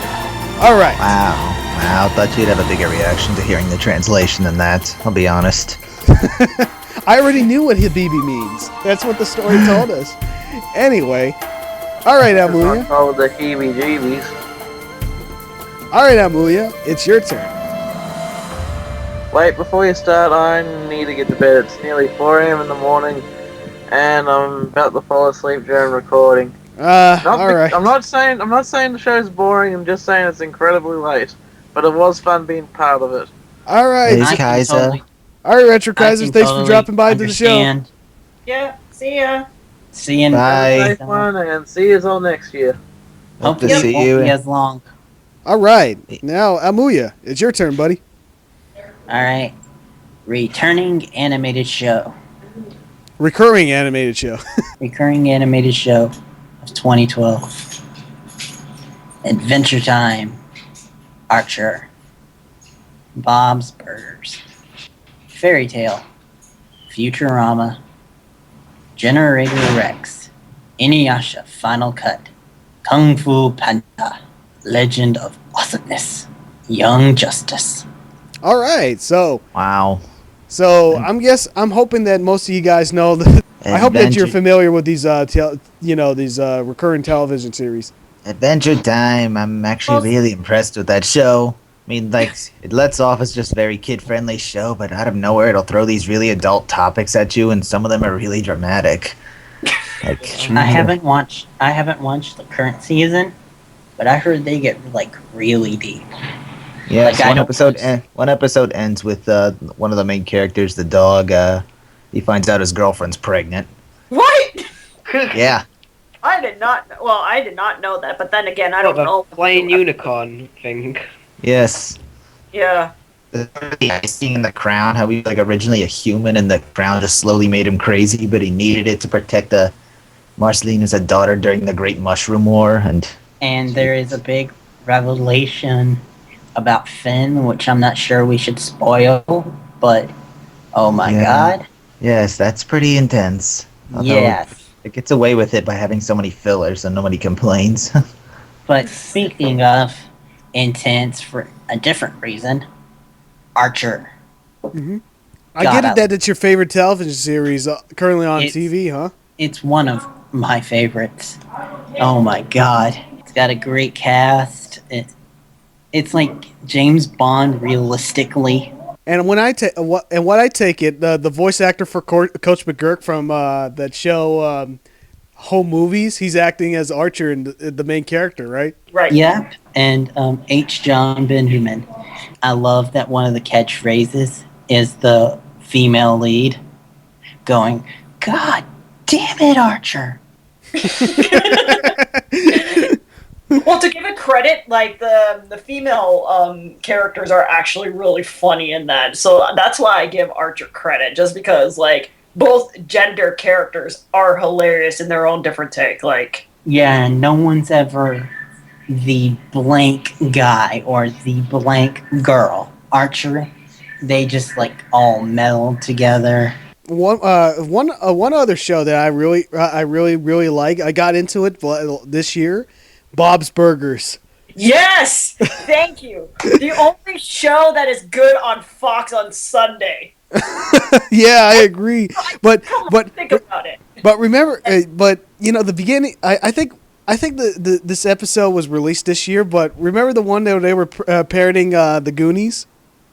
I haven't seen all of Bob. When they were looking for that hidden treasure that one of Bob's friends mentioned, and the kids ran off to find it. No, I don't think I have seen that one yet. Oh man, that parody song that was making fun of the Goonies. That was funny. It was like Taffy's butt. You see their Halloween episode? Yeah. Oh man, that was great. Yeah, that was. And also, interesting fact, Bob from Bob's Burgers is voiced by the same guy that voices Archer on Archer. Yeah, I was gonna say that, but I know you were gonna say that, Amuia. Yeah. Yeah, and I'll also say this. I think I said it once before on Boot Chow, but I'll say it again. John H. Benjamin, that voice actor, has come out and said that they are planning to do a crossover between Archer and Bob's Burgers. No way. Yeah. Is it gonna be like when Comic Book Guy was on the Cleveland show? I've been watching a lot of Generator Rex this series.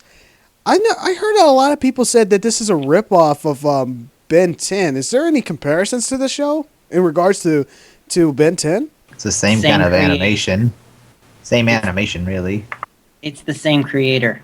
Generator Rex is this guy who's able to like change his body into like different mechanical parts and stuff, right? Well, What I about can say Futurama? this. Oh, Futurama. Let me tell you something. Even though Futurama is probably one of, if not my favorite animated series of all time, I almost missed out on the new seasons. I think it was like season 7, I believe. The new season that's released this year. Oh my goodness. Right from the first episode of this new season released this year, it was automatically funny when Bender made love to a vending machine and he didn't know how robot sex works. Really? Well, no, that part I don't remember, but I think again, with Bob's Burgers, it's sort of a glimpse with me with Futurama. It's just because, I barely watch a lot of television these days. Oh, man. What about that one episode where, Amy and Leela were playing as professional butterfly wrestlers? No? It's sort of coming to me. No, I don't know. I haven't. Oh, goodness. I got nothing else to say since I got volume. I got volume 7 on DVD this Christmas, so I was just having a blast to watch all the episodes just now. I did too. Before we go on to the winners, I just want to say Young Justice, actually really good. All right. How does it compare to Teen Titans? Well, to answer your question, they're like two different beasts. Teen Titans is more like anime, and Young Justice is more like those new animated movies that DC keeps putting out. Yeah, I get that feel. Like, when I saw the trailers, it reminded me of the Justice League and how they took their cartoons seriously. I remember superhero shows take themselves seriously. And there are two kinds of superhero shows, the comedy ones and the serious ones. And then there's shows that are a little mixture of both. Is this one of those shows? Well, it's more of the serious, but now that they've expanded their universe, with the 5-year gap, they were able to bring in characters like Beast Boy, who provide more comedy. Wait, are you saying Beast Boy's on Young Justice? Second season. Wow. I'm just going to wait for it to come out on Netflix to watch it. All right, let's move on to the winners. Third runner-up, Generator Rex. Second runner-up, Bob's Burgers. First runner-up, Archer. And the winner, Futurama. You know what I'm really impressed about Futurama? It's just that even though there's a good reason why it's my favorite TV series ever. One of my favorite TV series ever. It's just that the jokes are still funny to this very day. it never, each and every episode's never failed to make me feel entertained. And this season, it's no exception. It's just like, I couldn't believe that after all these years since I was a fan of the show when I was 9 years old, it still has that charm and wit that still makes me laugh. I mean, like Bender, oh my goodness, he gets funnier and funnier. And what I really like about the progression of this series is that the love relationship between Fry and Leela, it's more powerful and more ripping than ever. Oh, really? Yeah. Oh, I mean, like, there was that one episode where where Leela broke up with Fry, and then they both lost each other's memory. Ooh. And then, it's just like they when they come back, I'm not going to tell you how the episode actually works, but when they come back to each other, it's just like, damn, that's the way you pay off very well. Well, to give Futurama credit, and it's surprised that, they used to, like, in the older seasons, like, they were with Fox, like, the series, and now, since they're moved to Comedy Central, it's surprisingly the humor and the continuity still keeps, like, consistent. Like, it's still pretty good. Yeah, that's what I absolutely love about Futurama. Better than The Simpsons. Yeah, it is, definitely.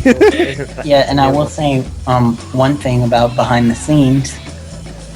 Generally, with a show like this, when one of the actors like gets more popular, the show like starts getting more sporadic. But they've managed to stay consistent, even though the woman who voices Leela has become really popular on another TV show, Sons of Anarchy. Let's move on to the next award. Cendoo, it's your turn. Okay, bada bing, what do we got here? New animated shows of 2012. Ba-dun-dun-dun. Nominees are Avengers, Earth's Mightiest Heroes. I'll bet. Robot and Monster. Meh. Napoleon Dynamite. Teenage Mutant Ninja Turtles. The first time you didn't just write TMNT on the list. and The Legend of Korra.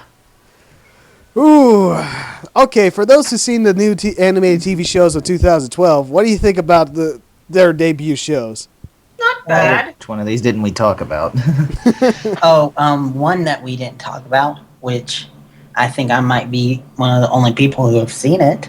Avengers, Earth's Mightiest Heroes. If you saw the movie Avengers, it's basically a different interpretation of that, while on being more adult, but yet having some jokes that kids will understand. And it's a really good show. They managed to do like season-long arcs. An episode of new Teenage Mutant Ninja Turtle show. Yeah, I was getting into Teenage Mutant Ninja Turtles.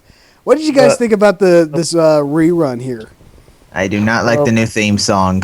Because it kind of butchers the 80 version with a rap. I hate these rap remixes of anything. Yeah, I kind of do too. Yeah. I was starting to like it until the rap verse came. It's like, oh, fuck you. But and the voice actors are actually kind of strange.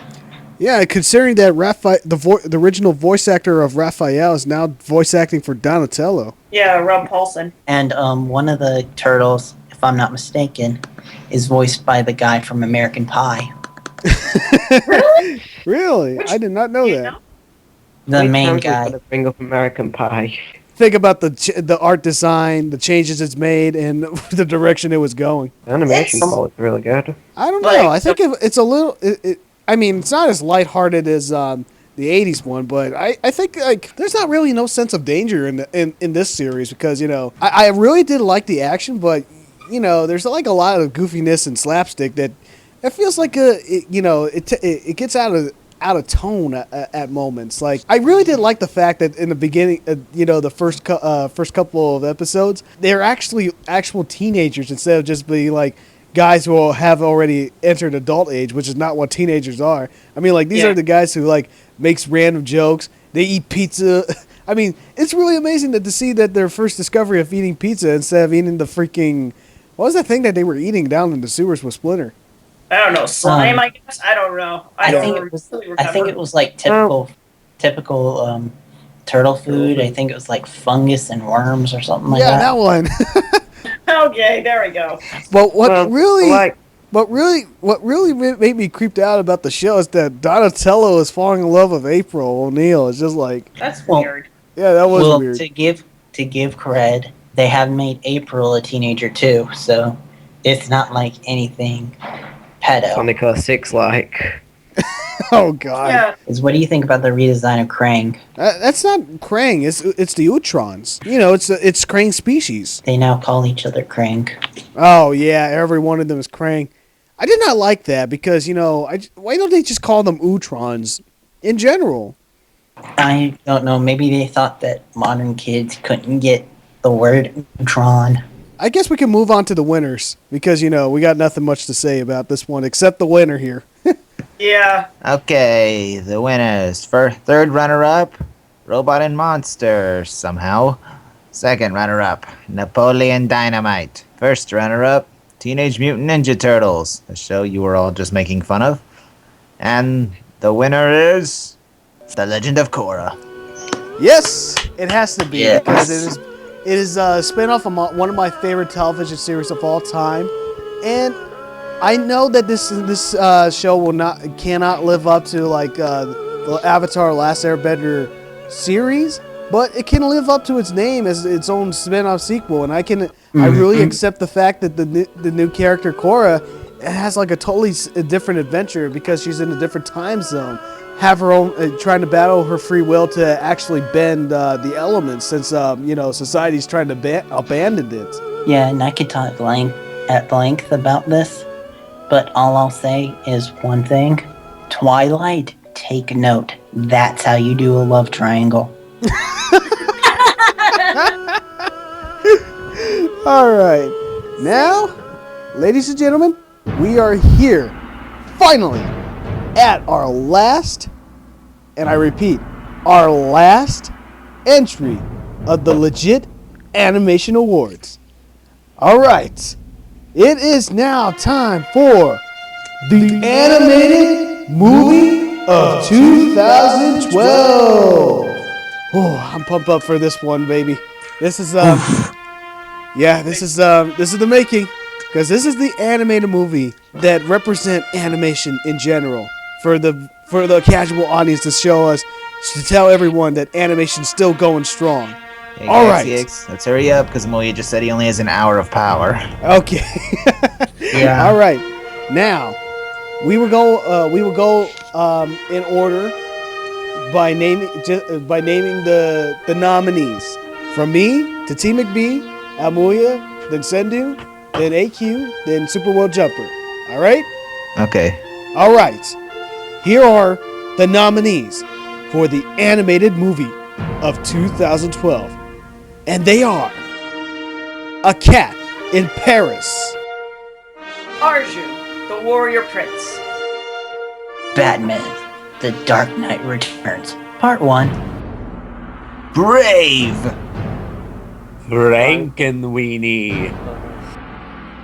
Hotel Transylvania. Paranorman, The Pirates, Band of Misfits. Rise of the Guardians. And Wreck-It Ralph. Whew. So Yes. Now these are the animated movies that makes us proud to become cartoon fans in general.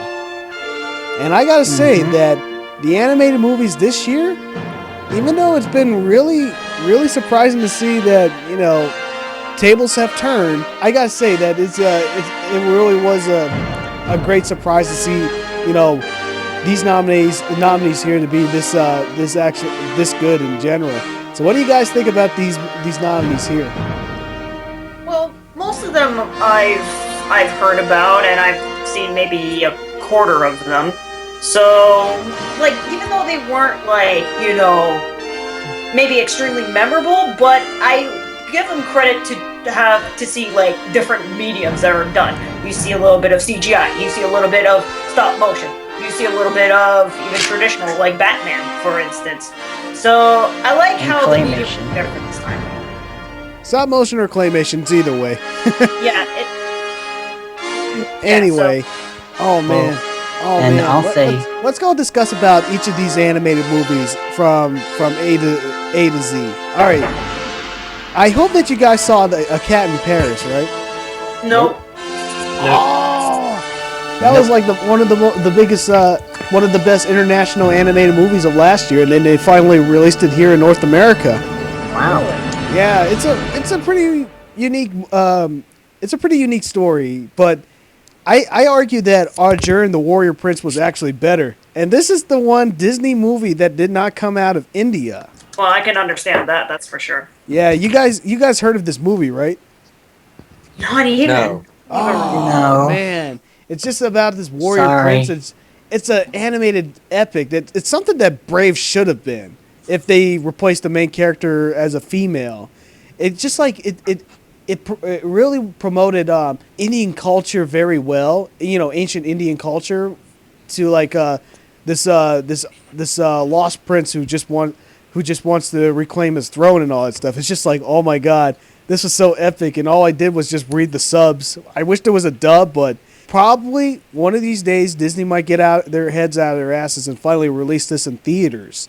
Yeah, but I think it might be the problem with multicultural and whatsoever, and some may think it's racist and blah, blah, like, you know, how everybody reacts to Disney all the time. So Yeah, but both of those films will not compare to how awesome this movie is. Batman: The Dark Knight Returns, Part 1. And I will have to remind everyone that this is not the sequel of The Dark Knight Rises. This is the Batman story that was based on the graphic novel by Frank Miller, made all the way back in 1985, and has been hailed as one of the best graphic novels of all time. Because, you know, this is the Batman that changed from that Adam West, you know, goofy friendly Batman that we all knew at the time into this dark and gothic Batman that we know today. And it's something that we have to thank, you know, Frank Miller, even though he gone absolutely crazy over the years, I still attribute that to his hat. for actually making the story come to life and change the Batman franchise forever. And it was a true dedication to put the Warner Brothers animation team to finally adapt this into the story. And I so can't wait to see them tell the rest of the story in part 2 when Joker entered the scene, because in part 1 it feels like you're revisiting that same old graphic novel, but this time it's all moving pictures and stuff. DC Animated has been popping out some really good stuff. Even though it's not nominated here, I want to give a special shout out to Justice League Doom. Pretty cool. Now, I know this has been very controversial because... Oh, no. All right, I know that this is not the worst Pixar movie, but because, Cars 2 still holds the cake as being the worst out of the Disney pictures. But Brave, I don't know. It's just that I couldn't feel how anything really that special about this movie. I will give you this. Why is it in the best nominees? Because Amuia likes this movie. But I will give you this. As far as Pixar movies go, I'm gonna say it's basically Brother Bear all over again. No. Yes, it is. It is have to give it Amuia. credit. At least it's an original idea from Pixar, which isn't a sequel, and we're going to get sequels for quite a while. And we've already had Cars 2 and Toy Story 3, and next we're going to have Monsters University and Finding Nemo 2 or something. But Cars 2's box office was comparable to Toy Story 2's. I expected it to be a lot bigger. I'm just saying the atmosphere. I'm just comparing these two. How to Train Your Dragon was such a big hit because it was so big. I expected Brave to be that big, but it seemed rather small. They didn't really go much into the mystic. Like, I like the wisps and how it started at the beginning, but I'd like to see a sequel. Yeah, something that does a real adventure instead of just this, I turned my mom into a bear, now I have to turn her back into a human. It just... the trailer tried to avoid that at all costs because they know that there won't be any butts in them seats if they actually showed a bear.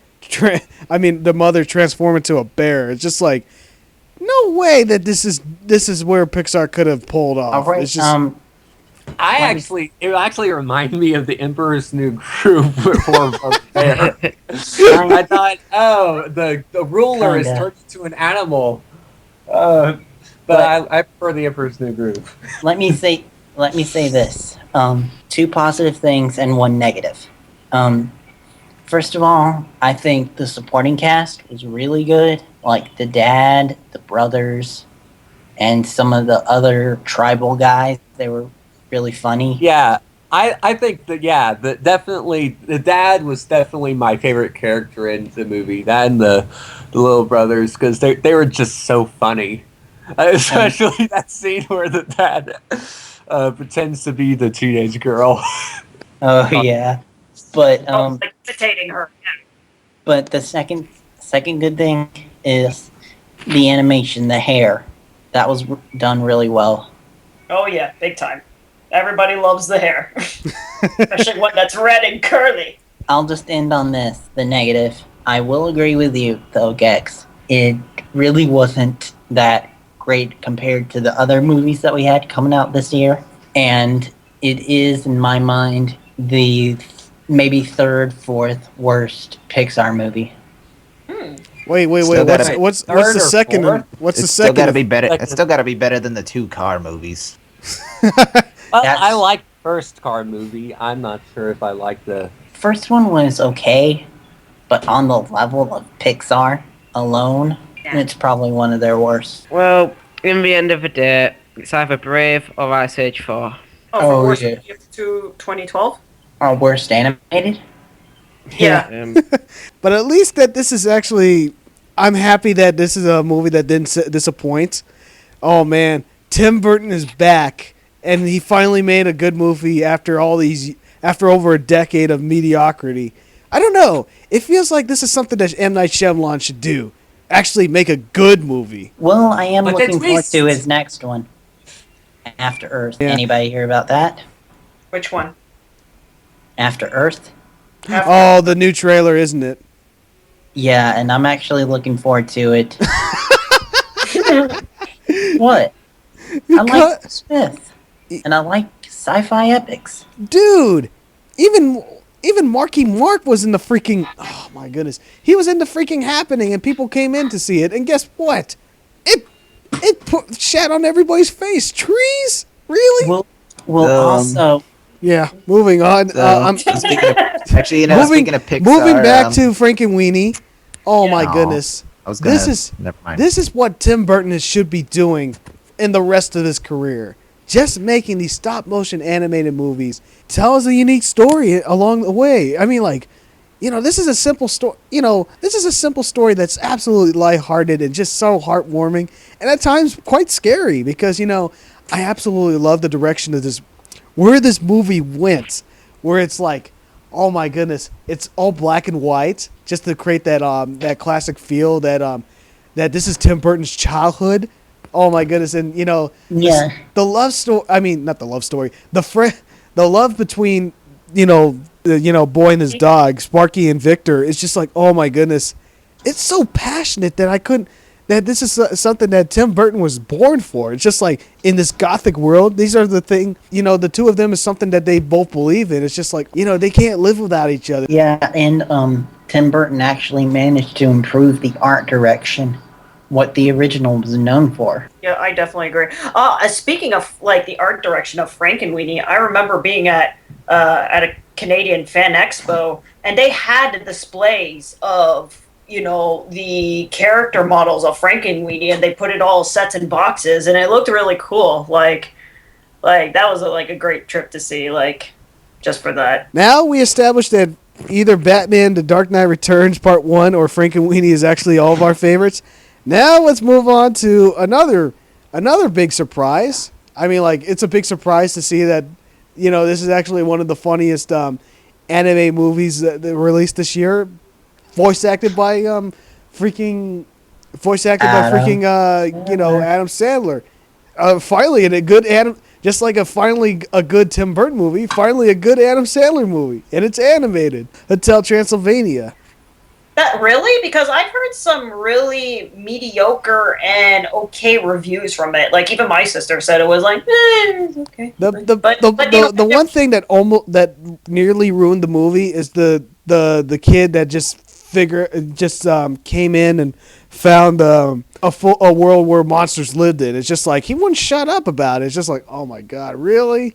Now let's move on to Paranorman. Now, could this is Frankenweenie or better than Paranorman, or is it the other way around? I have no idea since I haven't seen Paranorman yet, but I really want to just to see which one is better. Like I liked Frankenweenie, but I think with Frankenweenie, like it just seemed predictable. Maybe it's because I saw the live action movie first, so I didn't really felt that griped with the story, even though it had like amazing art direction. And hopefully, if I see Paranorman one day, like I hope I like it a lot. And I've heard some really good stuff about it too. It was, yes, but I'll answer your question. Frankenweenie was actually better than Paranorman. I remember in the last episode, of the Legit Animation podcast, we did not talk. I did not see Frankenweenie just yet, but I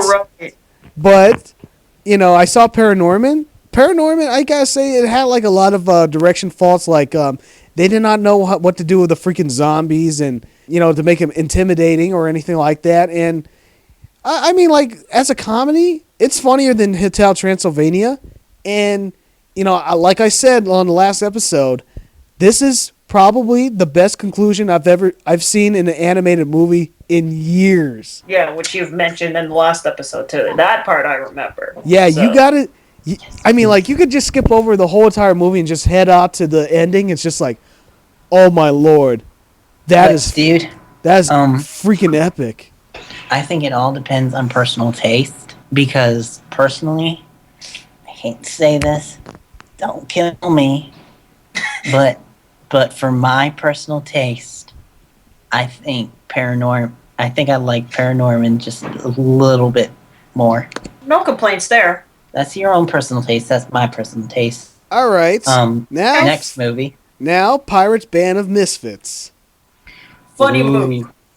This was a surprise hit for me. Was it really that much of a surprise? Because these are the guys who made Chicken Run and Flushed Away, I didn't realize Wallace this. and Gromit. Surprise! Like I wasn't too sure about it at first, but I gave it a shot, and you know what? I was entertained by it. Like I love the witty humor, and there was just something about there was quite some funny gags in this one. Like we mentioned about the pirate disguising as a doctor, or him disguising as a Girl Scout and his mates, or the monkey butler. I think that's the best part about that movie, with that character, because it's just a monkey butler using cue cards to speak. And oh my god, the part where him and the monkey fall, and the monkey, you just see the cue cards go AHHHH as he's falling. Mm-hmm. Oh, like All right, now the next movie, The Rise of the Guardians. Oh man, this was such an entertaining film. I hate to bring this up, but this is the Avengers with holiday mascots, and that's what everyone's been saying. I know. It's just like, man, an action animated movie. That's something that we don't get that is non-superhero anymore. It's just like with Santa Claus. For crying out loud, Santa Claus, he was the highlight of the whole freaking movie, man. And dude, Wolverine as the Easter Bunny. Yeah. I'm a bunny. I also find it shocking that I hear that the Sandman doesn't say a single word. Yeah, he didn't, but it didn't affect the movie whatsoever for me. It's just like, out of all the movies that was released this year, the guys who made How to Train Your Dragon did it again with Rise of the Guardians. It's just like, oh my god, it was that good. That's a surprise because, a lot of people said like the story of Rise of the Guardians was okay because some parts were a little dragging on. But I gotta give Rise of the Guardians credit, even though I've seen it. Like the animation is really like mind blowing, and it's creative. Like you can tell the animators were having fun with this movie, despite having an okay story. All right, now here it is. the one animated movie that everybody was so anticipated for. And I got a chance to see it since the last episode of the Boot Chow Radio podcast.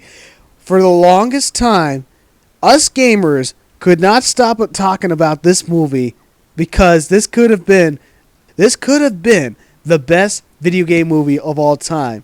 And Joe, Phoenix 08 has said that this is the best video game movie of all time. Did it deliver on the hype? I don't know. It isn't out in the UK yet. Ah! And I hadn't seen it yet, so. Oh, I saw it. I've seen it. It was awesome. It worked. If you have never played video games, you would still enjoy Wreck-It Ralph, because it is just the most all the main characters are original, and it gives you a really good backstory. What it did not do that they kind of advertised to get people in the theater was, even some movie posters, they say, "Oh, you see all these different characters, like Sonic characters and Mario characters and all these other things." And they're there, but they're just sort of background characters. They're not really directly involved with the main story. The main story is all basically original cast, original characters.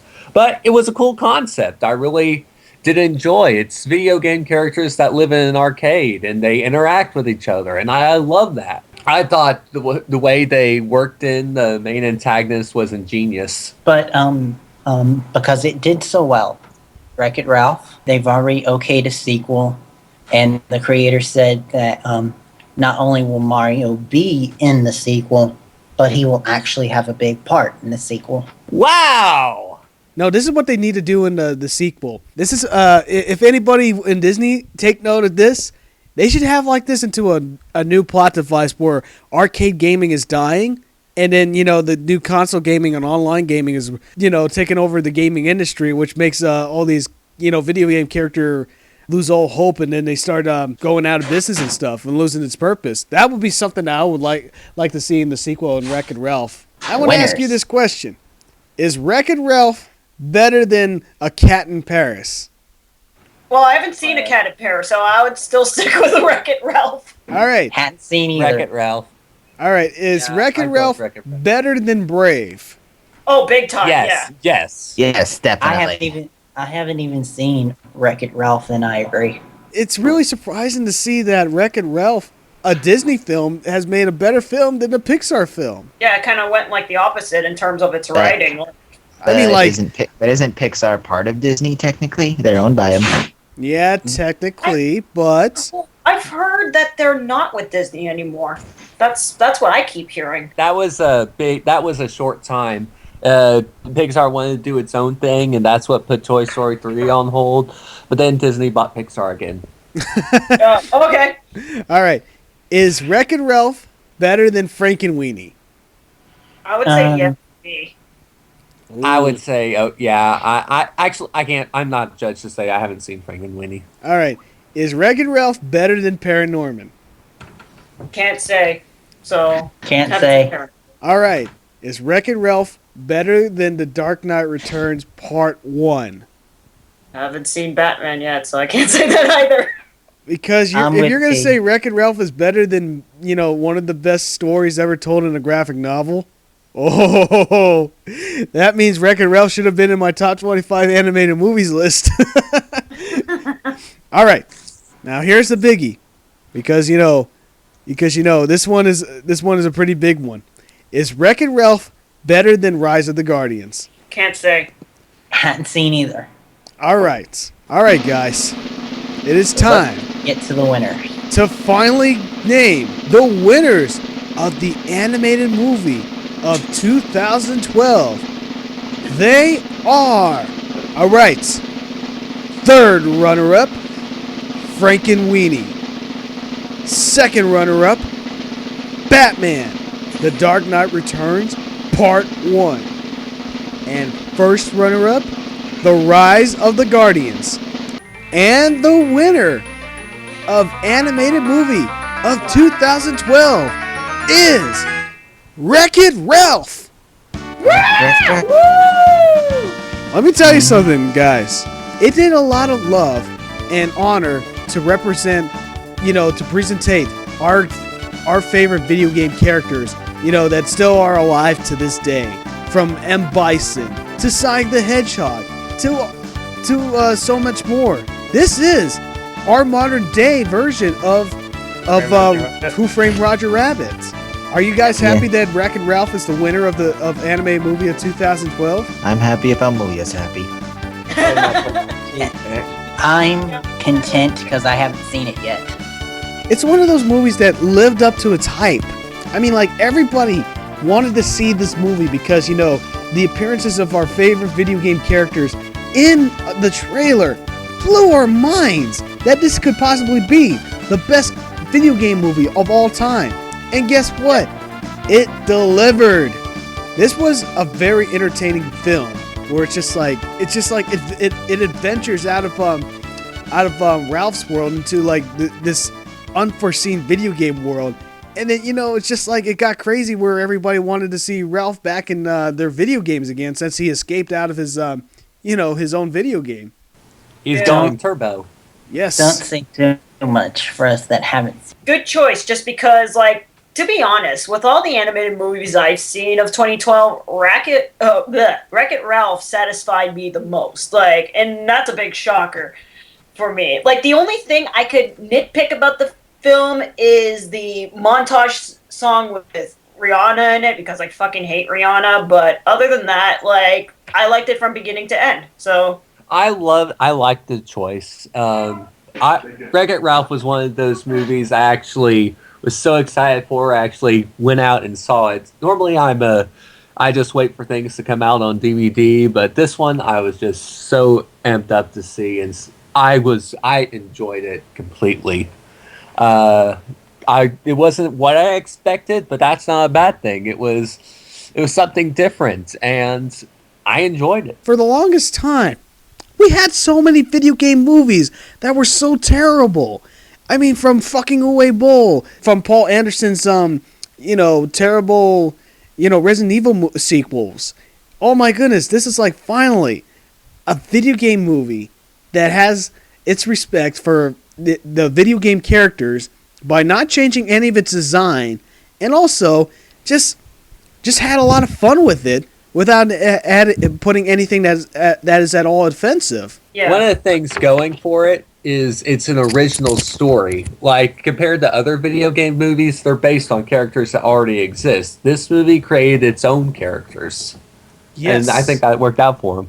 I know that there are a lot of people around the world that couldn't see it yet because the movie Wreck-It Ralph has yet to be seen in regions like Europe. I'm just saying right now that Wreck-It Ralph is really entertaining from beginning to end. I remember just going to the theaters and everybody was laughing at every joke, and I couldn't even believe how crazy the audience in my theater was when they were applauding when they saw the appearance of Sonic the Hedgehog. They were like, Sonic! Woo! I'm like, oh my god, this is awesome to be a gamer and watch this movie. I want the sequel to be more about our favorite video game characters. Yeah. Who would you really love to see in the sequel? Honestly, I would love to see Ratchet and Clank, but that would probably never happen. Yeah, because they're owned by Sony, so yeah. And then Sony has their own animation. To be honest, I want them to make a Ratchet and Clank movie. If it's done right. Yeah, Animated. Done right. Yeah. Well, definitely. Yeah. Yeah. Yay, live action Ratchet and Clank. All right, everybody. We are done with the Legit Animation Awards 2012. Do we have time to go through the mailbag or no? No, I've got 20 minutes of power. All right. So, Yeah. Amuia, we got to say goodbye to you, man. Thanks for joining us in this Legit Animation podcast. Okay, don't we gotta say legit? Legit! Legit! Legit! LeChuck! Keep it. All right. See you later, Amuia. Yeah, Muya! All right. Super World Jumper, I'm choosing you to be the guy who reads the mailbag. Okay. I'm here. Is just go from top to bottom? Yeah, from top to bottom. Okay. This one is by Golden Guy 43. And he writes, What do you like more, Japanese animated movies or American animated movies? Japanese. American.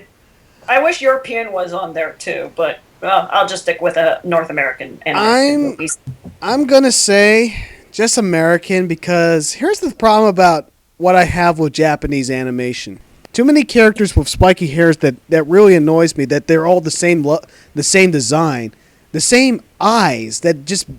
Ask me why can't they do, a different style instead of just like having the eye. I know it's anime, but even Akira is anime, and they all have different facial structures in each and every one of those characters in that movie. So why can't Japanese animation give us more variety other than just like same character design? I mean, like, for crying out loud, there's a guy from Bleach that looks exactly like that other dude that was in this, I forgot the name of the series, but he was in this, this romantic series where the lover was who was his crush turned out to be on his hand. That's really a fucked up concept right there. Yes. Not to mention that, the concept in Japanese animation is pretty convoluted from Japanese child porn to, oh God. But you know what? With Japanese animated movies, it depends on, or even like with TV series, like it really depends on the concept itself. Like you have to be engaged into that concept. If not, then certainly it's not your thing. But I'm not going to give American animation a free pass because they also need improvements. They don't take their stories very seriously because, oh man, the modern animated movies that we get nowadays, especially the ones that were in the legit animation awards, they don't really tell that much well of a good story. Like, for example, I don't know how many comedy, all the cartoons that turn out to be a comedy. I mean, like, don't you think we have enough of those? In America, a cartoon can either be for kids or a comedy. And I hate to break it up to you guys. I hate to break it up to you guys, but the movies of 2012, we already have more than 2 animated movies that were set in Halloween or in a Halloween themed monster type of movie. Wow, would you say 3 with Paranorman? Yes. With zombie? Yeah. I said more than 2. That's one of the main reasons I've always preferred the Japanese stuff is because the writing I've always found better. I've got to go with American animated movies just because Japanese movies, although very creative, tend to get a little weird for my taste. Oh, and one more thing I want to add about Japanese animation in general. Where the hell is the keyframes? I mean, for crying out loud, they look like a freaking PowerPoint project where they just open and close their mouth again and again. That just doesn't even look natural at all. In Japanese animation, they sacrifice animation with movement for like good drawing. Okay, moving on. Okay. Amuia style. Yeah. I was about to say. Okay, if you finish your cartoon school, are you doing a Gex animated movie? Fuck no. Nope. Huh? Why should I waste my time on a dead video game character? I know it's one of my favorite video game characters, and it's my name. Well, here's the thing. You really want me to get sued from Eidos Interactive for actually using the name of Gex? And 2, nobody cares about Gex anymore, so why would I start a project with... No, it's not Gex. It's a character who acts exactly like Gex, but has a different name. No. Exactly. There you go. No, I'm much more creative than just taking something that's already been taken. Because, here's the thing I don't want to do. Career as a commercial artist once I graduate from this school. I do not want to be that individual that seems to carry on someone else's story, except work on an old project that has already been done before. Like, I don't know how many people in the comic book industry been working on Batman, but there has been so many of them that were working on the DC characters that there's no more variety from Marvel and DC, to be honest. Mm-hmm. That's the reason why I like to look at other comic book companies like Vertigo, IDW, and Mirage Comics, and even Archie Comics. They even offer us more variety than just Archie itself. And to answer your question, no. I am not going to do an animated Gex movie. It's going to make me look like a fool. It's going to make me look like a fool to work so hard to be a cartoonist just to end up working on something that should have been dead years ago. I mean, you just gotta let things go. Remember the good old days that you grew up with Gex, but you don't need to be keeping on living in the past for this very long. I know that most of you guys are really shocked to hear me say that. What can I say? I just moved on. All right, what's next? Okay, what do you think about Sonic Underground and Sonic X? Sonic Underground. As a kid, Sonic Underground was easily my least favorite of those 3 original cartoons. Yeah, me too. I'll tell you why. The only thing I liked about that series is the theme song. Just the theme song was epic. It just got you into the mood. But here's the thing I don't like about it. One, they canceled Sonic Sat AM for this. And 2, remember we were criticizing, like some people didn't like Donkey Kong Country songs in the last episode? Well, in comparison to this one, Donkey Kong Country songs are Grammy Award winning, and Sonic Underground is just, Razzie material. I don't even remember that much of the show, but I did remember liking the intro of that show. And it seems like a teaser as well, like in terms of the story, because they're looking for their mom, and it's like, she's there! Go up to her, and then she leaves. It's like, fuck you, Mom! Yeah, it's a cock tease. That's what I hate about it. I don't know, Sonic having a brother and sister seems kind of weird. But did you know that Sonic, before the series started, Sonya and Manic, okay, in the comic book series, they were actually, they were there for before the series was. And guess what? I'll tell you what's surprising. That's Sonic's son and daughter when he becomes king, marries Princess Sally. Oh, great. Yeah. Oh, and Sonic Underground, you see Knuckles on that show? I hated his voice. Oh, and I hated the music played there. You can't do anything. You can't do anything. And I had to shut that off. I'm like, They had a necklace on that would turn into an instrument. Yes. I feel like Sonic Underground is more like a bad fan fiction than anything. Yeah, it was definitely a bad fan fiction. Okay, so Sonic X. I like Sonic X. I liked it better than Sonic Underground. It would have Chris been. Von Dyke can go kill himself. It's the second best Sonic animated series, but I just wish that the main. I wish there wasn't that many human characters. I mean, Chris kind of ruined the series for me. And speaking I of, didn't mind him. why did he look like young Sora from Kingdom Hearts? No, he didn't. His shoes were only half the size. Well, I don't know. It's just the hair, man. Like, even like when I first watched the first episode, I'm like, that kid kind of looks like Sora. What's with the whole trend thing of Sora from Kingdom Hearts? Yeah. But anyway, But I finally got to see like a serious Sonic And it goes back stuff. And that's what I liked. And it goes all the way back to my argument about what my issue about Japanese animation is. Their design. Yeah. Why are they all having spiky hairs? I mean, like. Yeah, but speaking of Sonic X, I was, you know what? I was in high school when Sonic X came out, so like I've watched a few episodes and that's about it. Like I think I kind of give up on it afterwards. So. No, I was too old to watch Sonic X. I was in high school as well, so I can't watch anymore.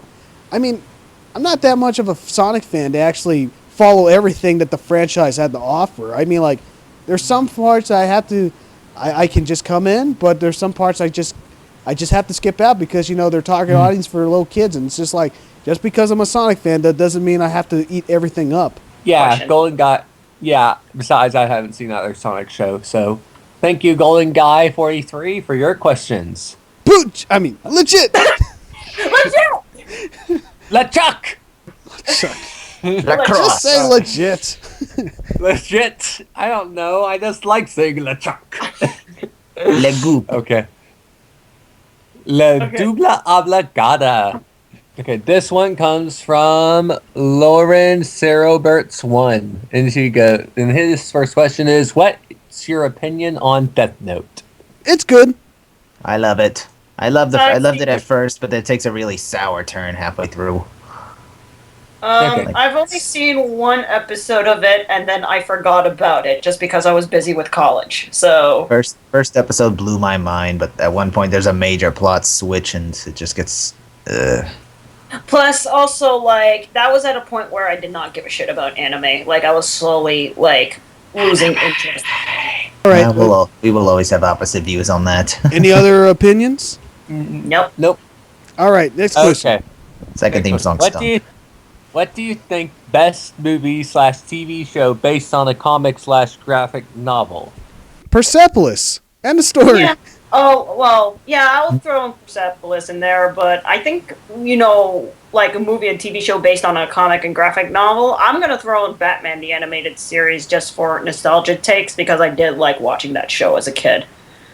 Ooh, the next one's a good one. Okay, will we ever see some of Gexup's animation?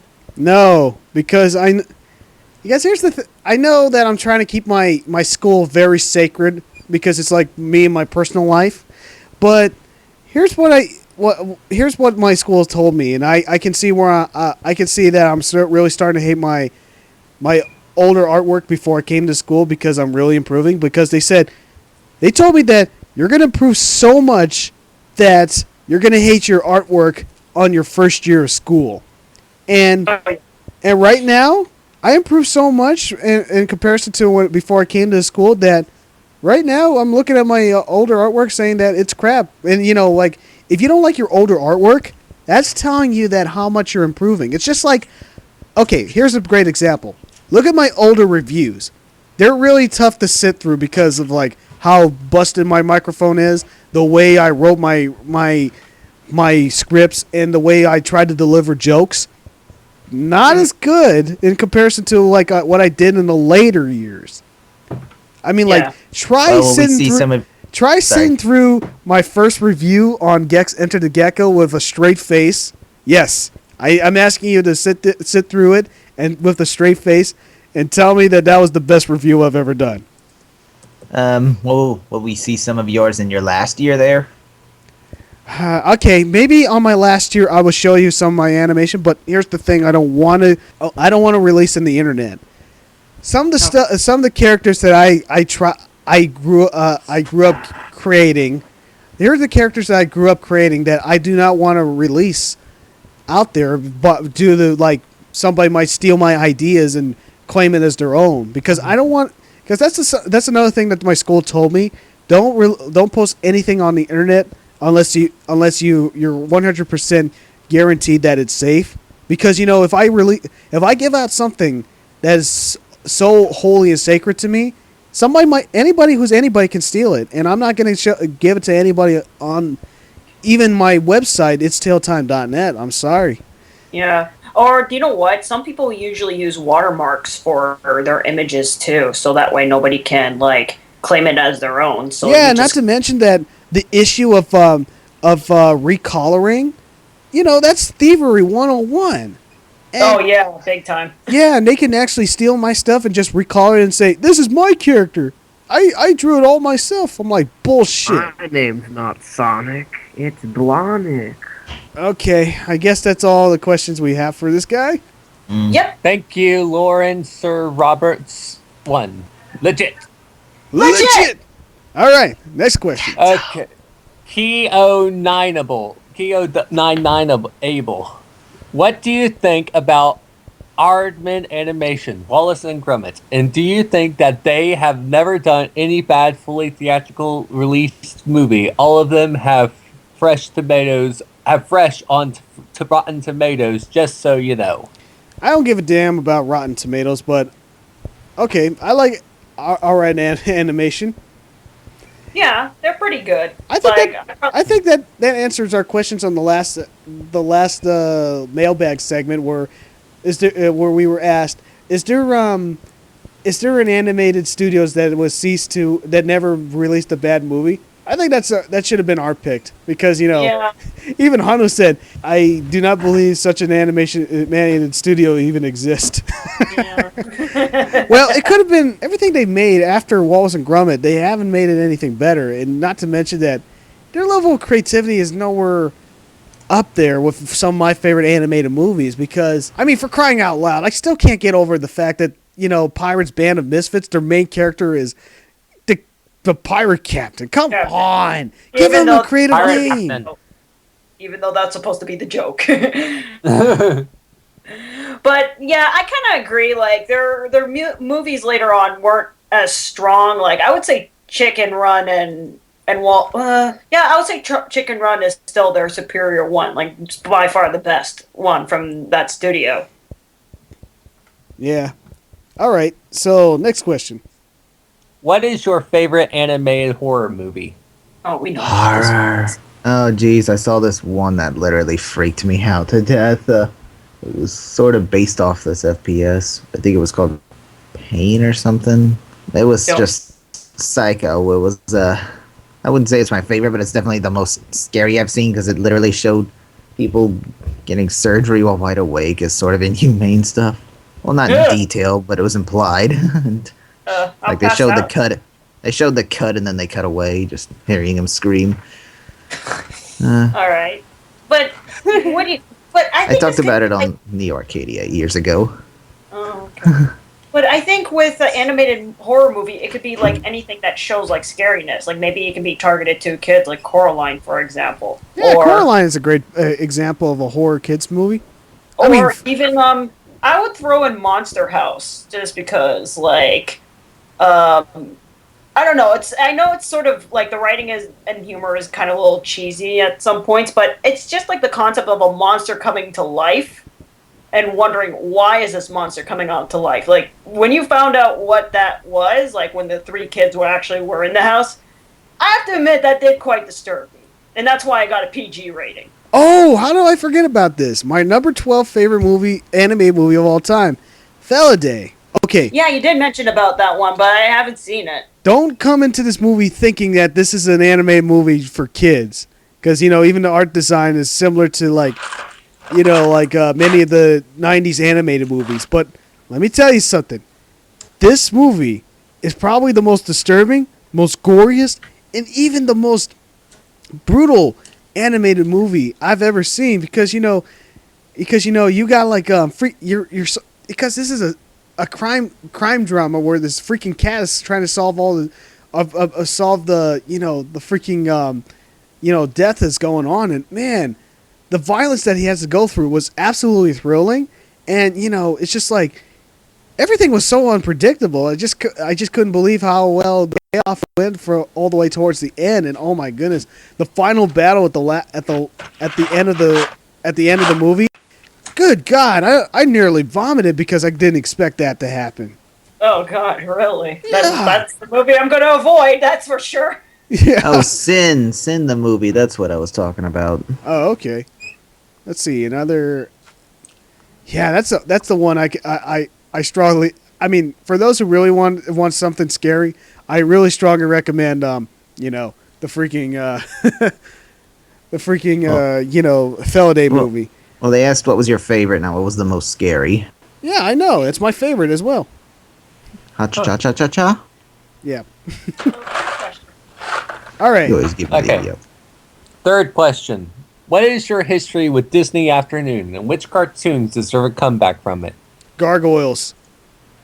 Loved it. I love Disney Afternoon. I'll tell you one thing. I grew up with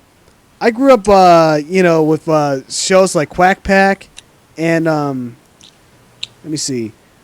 I grew up with stuff like Quack Pack and Gargoyles, and even the Timon and Pumbaa anime series, and what was that one thing I also? Oh yeah, when Doug jumped from Nickelodeon to Disney.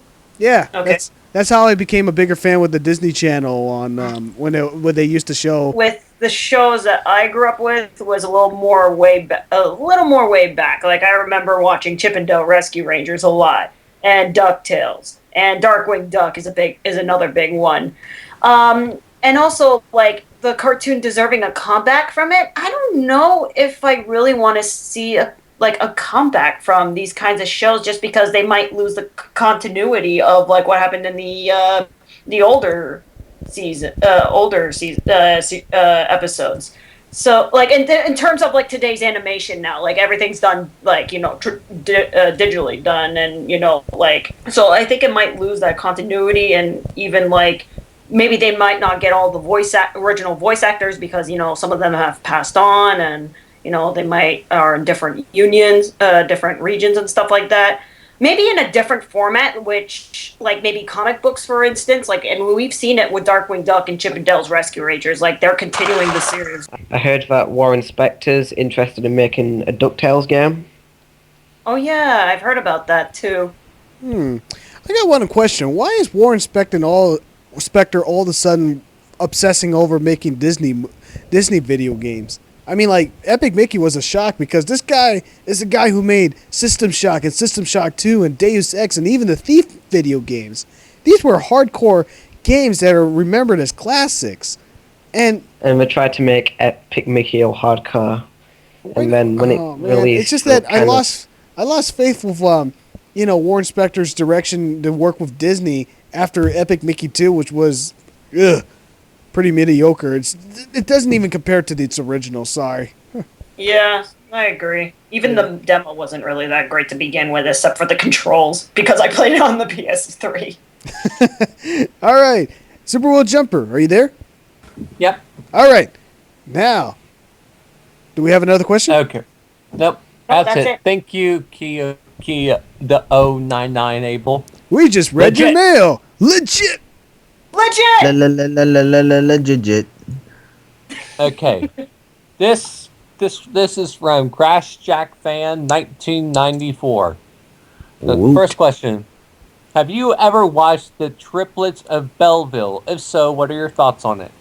Haven't seen it. We mentioned this on the last episode of the Legit Animation Podcast. Yeah, we did mention about that. That was like the movie that I recently watched, and Now in Motion, in the Now in Motion segment. So listen to episode 2 if you want to know. I liked it. I really loved it. I think it would have been so much better if they actually put in voice acting because okay, I know that this is supposed to be a silent film, but the creator and the director of these animated movies since The Illusionist, it seems like he doesn't like voice acting, so he doesn't bother to put him in there anymore. Well, I think sometimes, like, you kind of need a break of, like, movie with, like, that just tells more on action than just words. And you know what? I actually did not mind it at all. So it, like, I guess it's not for everybody, but it can be for some people if they think, like, voice acting can be a little bit too much into the film. Like, different folks for different strokes for different folks. All right. Okay, next question. What do you think about celebrities or film actors voicing in animated movies? It depends. But I think voice actors are more credited and are more passionate to voice act than celebrities. So according to what I've seen, because celebrities kind of do it. Celebrities do it for the money. Like, not all of them, but from what I've heard, majority would do it for the money. So but you can still get that for voice actors too. But you hear that very rarely. So, yeah, I say it's okay, I guess, with celebrities. It depends on if they're really passionate about it and can do a pretty good job on it. But to be honest, I really, sometimes when they ever actually have like a cameo celebrity voice, to voice act, or even like just like a really hot name to voice act, it's just like, it feels like, I don't know, the voice, it doesn't really feel like that's an actual character. Like, for example, for crying out loud, Jennifer Lopez is in an Ice Age movie. It's just like, ugh. And it's not really good voice acting. It's just like, I don't know. It's like, I would really like it if, voice actors could actually use a different voice than their actual voice. Because, like, for example, in Sinbad, Legend of the Seven Seas, you would love to, suspend your disbelief as, this is the badass Sinbad. But no, when he speaks, it's Brad Pitt. The way he delivers his lines is Brad Pitt. And even everything about Sinbad was Brad Pitt. I couldn't even get my mind anything out of anything else but Brad Pitt. That's something that I never really had a problem with, because I kind of distance myself from the people, and actually, when I see an animated anything, I don't even think about the act. Well, at least when I was young, I didn't know who these people were, so I just saw the animation. I heard the voice, and I go, "Oh, that's cool." And then when I saw other animated people that had the same voice, I go, "Hey, that's the voice of so and so." I never remembered the name. I go like I saw Family Guy. I go, "Hey, that's the voice of Krunk from The Emperor's New Groove." Joe, and so I associate voices with other people's voices. That voice is everywhere. It's even in Venture Brothers. But but I will tell you one thing. At least anime movies can, at least they're in anime movies. They're actually making something different with their celebrities. Because here's the thing I don't like about live action movies, especially in freaking Hollywood. Their overabundance of like using the Hollywood actors to overhype things. I know it's their job, it's their career, but if I see Leonardo DiCaprio in any movie, like for example, The Departed, or even any other movies that he's been in, I can't think of anything else but him in Titanic. It's just like, no matter how hard you try to cry, no matter how hard you try to be intimidating, no matter how hard you try to be lovable, you're still that idiot that says, "I'm the king of the world!" Woohoo! Woo! Wait, did you say Brad Pitt or Tom Cruise? No, I said Leonardo DiCaprio. Oh, King of the World. Okay, sorry, I'm thinking of Tom Cruise crazy show. My fault. I think that's the reason why I like animated movies. It's just like finally we get like different faces and different character structures. While in Hollywood, all they're doing is just like getting the same old faces to play as characters, and I can't think of anything else but those actors that I've seen in previous movies. Yeah, same here. I'm not really big with live action, to be honest. So, and people give me the weird look. It's like, oh, why you like animated movies a lot more than live action movies? I'm like, fuck live action movies. I know. I would really like it if at least if the actors can give out like a lot of I would really appreciate if actors can give out more efforts than just being themselves. Like, for example, you can put makeup and make them look like a totally different character, or give out a different voice instead of like your original voice that you keep using over and over again. Mm-hmm. Which I'm sure some actors do that, but not really a lot, to be honest. So. All right. So what's next? Okay, that's it for Crash Jack Fan 1994. We just answered your mail. Legit. All right. Wait, legit. Nobody else wants to say legit? Oh, come on, people. Legit. Legit. All right, just remember, as soon as he said we just read your mail, we all pop out legit. Okay? All right, what's the next question? Okay, the second to last question. The second to last person. Okay, the Precise Climber. His first question is, have you ever watched Gravity Falls?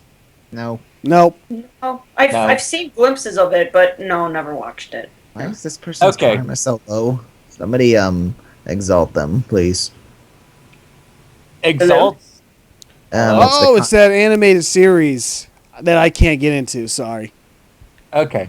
Well, we answered that question. Okay, second question. What do you think of the recent episodes of Adventure Time, The Lich, and so on? Oh, yeah. Can't say that I've seen those because I approve. Because seriously, I don't know when Canada airs the new episodes of Adventure Time. I really don't know. Plus, once again, busy with school. And that's saying a lot for one of the characters that's actually pregnant in the series. Oh yeah. You gotta give that show credit. All right. Okay. Next question. Okay, so next question. What is the best song in an animated movie ever outside Disney? So no Hellfire. I have to go with the first one that pops into my mind is outside of Disney. Oh man, was "The Dark of the Night," which was Rasputin's song in Anastasia. Yeah, that was surprisingly good. I like that one. But I would say my favorite would have to be the plagues from Prince of Egypt.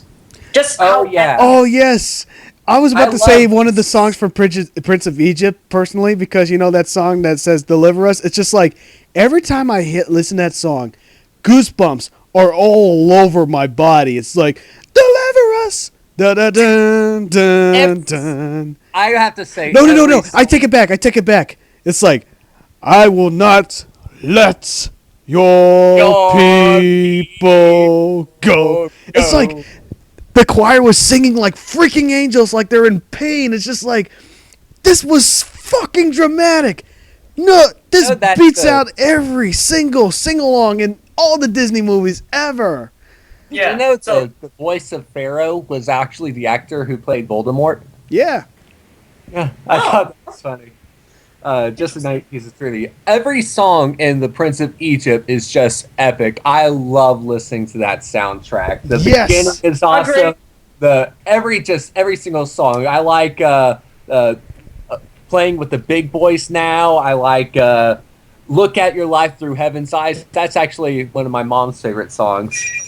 oh no, the phone's ringing. No, I might go offline. No. You're all right. Let's see. Okay. Hold on a sec, you guys. All right, we'll wait. Do do do do do do do. Wait, are we... No, dude, we're good. We're good. Oh, okay. Yeah, we're good. All right. I thought you were still talking to the phone. Okay, All right. so you spoke. Who hasn't answered this question yet? Me. Best animated movie song, no Disney. That's a tough one. Because all my favorites are Phineas and Ferb. Shoot. But that's Disney. Yeah. What would Brian Boitano do in South Park the That was movie? bigger, longer, and uncut. That's Yeah, actually that was surprisingly a catchy song. It's funny. But- I'll give it credit to what- that. Movie, I'm thinking. a song from South Park. Yeah. Yeah, but What, the What movie was- South Park? Yeah.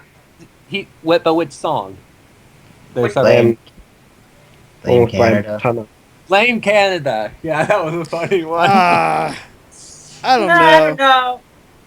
That kind of offended me at first because I'm Canadian. So, but you know what? I didn't mind it afterwards. Yeah, but I think my favorite ev- from that movie would have to be Le Renaissance. Viva la Renaissance. It's sort of like a huge montage of like all the characters singing in this epic song, and it's starting Gregory, like that British boy Gregory. South Park offends everyone. That's their thing. Yeah, it's true. So you know, that's Trey Matt's stuff. It's like, you know, if That's you're why the offended by voice- it, it's like fuck you. It's South Park. That's why the voice of Chef left, because they made fun of Scientologists. Yeah.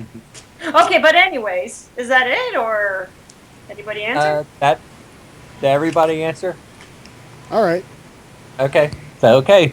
Well, the precise climber, we just answered your mail. Legit. Legit.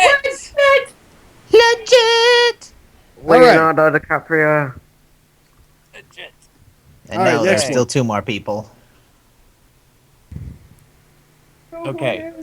Never Wait, mind. 2 more? No, this is the last one. Oh, Okay. hit refresh. This Because AQsnails just pulled a joke. Oh God. Let's see what this is.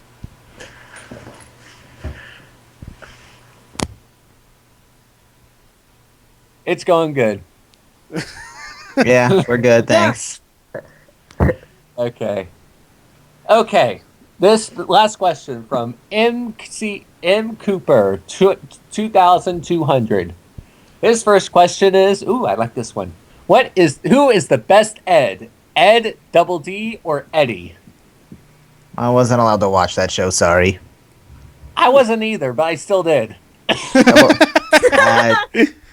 Double D. To be I'm gonna go honest, with- yeah, sorry. You can go ahead. To me, it would be Ed, because he is just hilarious. And just his quotes. one of this. Never mind. Oh, gravy. Oh, come on. Give us your epic quotes. Yeah, come on. Go ahead. Okay. I'm trying to find it. Okay. Hey, Eddie, what's up? Dog pile. Oh, wait. A second. I'm trying to think. A lie detector. There was this funny one that he says, I think he goes.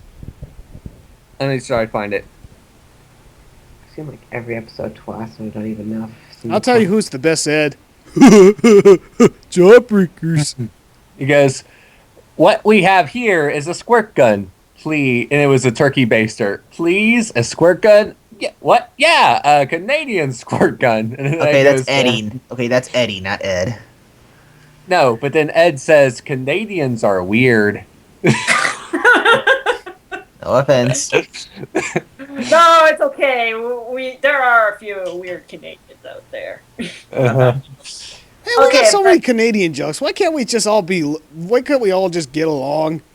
I don't No, know. the thing But then about again, it is, That's there not are fun. not that many Canadian jokes that come to mind. Like Canada, when I think of jokes about people from other cultures, Canada is the last person I think of making a joke about. And Like, somehow we made 2 jokes about Canada.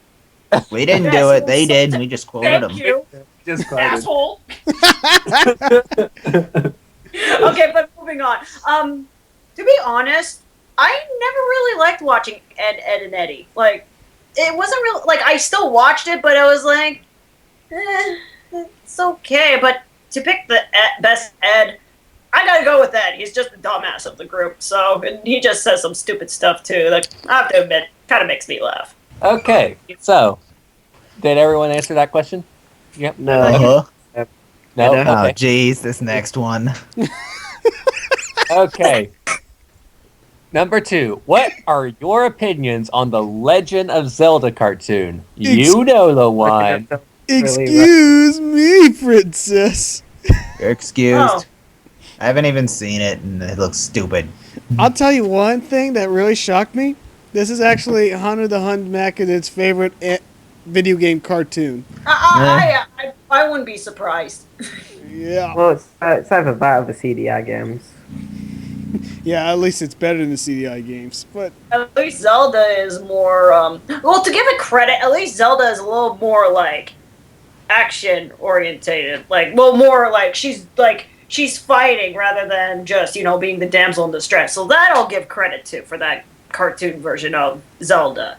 But everything else, like, fucking Link, I just want to smack him in the face. He's like Pepe Le Pew! I swear to God, he is like Pepe Le Pew. yeah. Also, his sword has laser beams. And oh, sorry, but and I hate to say it, but I don't know. When characters act like Pepe Le Pew, I just think of, okay, that's a rapist character right there. Oh my god. I never thought about that. Now, I can't look at Pepe Le Pew the same way ever again. Just like I can't look at Jigglypuff ever the same way again. Oh,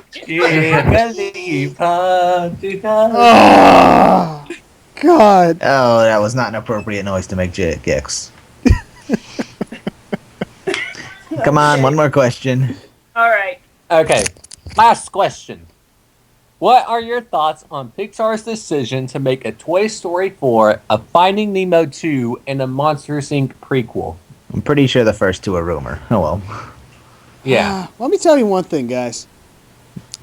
Why is it all of a sudden that Pixar is focusing on making too many sequels and prequels on their same old title? As much as shit that we gave on Brave, at least it was a different story than what Pixar was used to, Yeah. I was gonna bring up the Monsters Inc. prequel. It's coming out next year, but you just said let's move on past Pixar. I don't know. I don't know what kind of story you can tell in Monsters Inc. Probably it's going to end up like the next. Oh, it's a prequel. It's a prequel. It's gonna be like I saw a picture. They got the coats on. I'm gonna guess it's them in school trying to learn how to scare or something I even saw the teaser. It's just like, what story are we gonna go with? And this is the thing that's worrying me. Since they didn't give out that much in the trailers, that's like saying that they're hiding something that's disappointing, just like the Bears in Brave. Okay, what I think they're gonna do is make focus on the relationship, how Sully and Mike met, because in the trailer it Sully called Mike. Sully called him Wazowski, like called him by his last name. So that tells me that they haven't become real friends yet. And so I think they're gonna. Sorry, I was just gonna throw in. Maybe they might throw in of why Sully and that other monster Randall are such like big foes. If they're going into that kind of, if they are going to tell a backstory of Randall, because we didn't really get that much, except in the one thing I'm just gonna have to say, this seems when Monsters Inc. first came out, people compared it to the Nickelodeon show Real Monsters. At least some people. Because they were both shows about monsters living in the real world, but there were some key differences. The monsters lived in a separate world of their own, where the Real Monsters lived in the human realm, and they lived in an academy where they were taught how to scare and all this other stuff. And now they're doing basically the exact same thing as Real Monsters, a bunch of monsters living at an academy, learning how to scare. I just think that's kind of interesting. How they took aspects from a show and then made it their own, and now they're basically doing the exact same thing. Well, okay, I feel that Monsters Inc. the Monsters Inc. prequel will do a lot more than what Toy Story 4 and Finding Nemo 2 could do. Because, well, Toy Story 4, I feel that Toy Story 3 was like the perfect conclusion to the franchise. And a fourth one would just like make the third one feel a little less. How do you do a Finding Nemo 2? Does Nemo get lost again? Question. That's what I was thinking as well, because what can you do with Finding Nemo 2? He's gonna get lost again, unless if he gets older and he's like, separated with his family. I don't know. No, this time Dad gets he goes lost. through like puberty and it becomes like. So it wouldn't be Finding Nemo, then it's Finding the father. Well, it's the same thing as the Madagascar series. They called it Madagascar because they went to Madagascar. Well, now they got this name that they have to stick up with, even though they're going to different places. So they have to call it Madagascar, Escape to Africa. What I don't get is the third movie. The whole point of it was to escape from like humans, and now they're going back to a circus. I don't know. Now I'm worrying about Pixar big time because now they're becoming more of DreamWorks, where they're focusing on their sequels and prequels. That's every film company these days, it seems. Yeah, I mean, like another way to just make money. That's the thing. Are they really out of ideas to actually? Actually, no. The Wikipedia page shows some new names in the development. It's got, let's see, The Good Dinosaur, The Inside Out. Yeah. So Finding Nemo 2 is happening. Oh, no. In 2016. Okay, The Good Dinosaur. Wow. What's this one about? The video. Well, Disney made an movie called Dinosaur, I think. Yeah. Oh yeah, that is true. Yeah. Which was meh. Yeah, it was okay. It was a good. big eye candy, but now it's nothing. Yeah. Well, They're like Chicken Little. I guess Monsters when University. Just from the name and the fact that they're wearing those leather jackets. Let her jackets.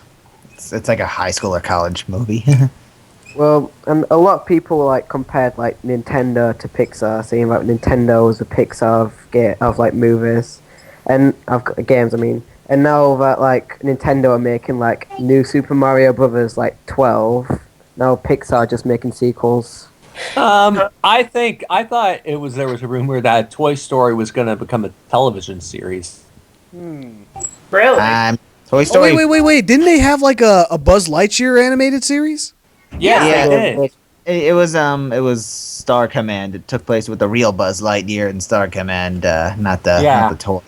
And I think there was kind of a joke that the toys were watching it in once. Oh yeah, it was. I saw a few episodes of that. It was meh. Yeah, I agree with you. It was. I liked it. All right, I guess that's it. Yeah, we're done. Okay, that's it. M. Cooper 2200. We just answered your mail. Legit. Legit. Legit. All right, everybody. Thank you very much for listening to the third episode of the Legit Animation Podcast. We hope that this. We wanted to say it's been a pretty good year in terms of animation and cartoons, and we hope that 2013 gets better. Oh, big time. Yeah. So stay tuned for more of the Legit Animation Podcast. Legit. Legit. Legit. Legit. Let's talk. Yeah.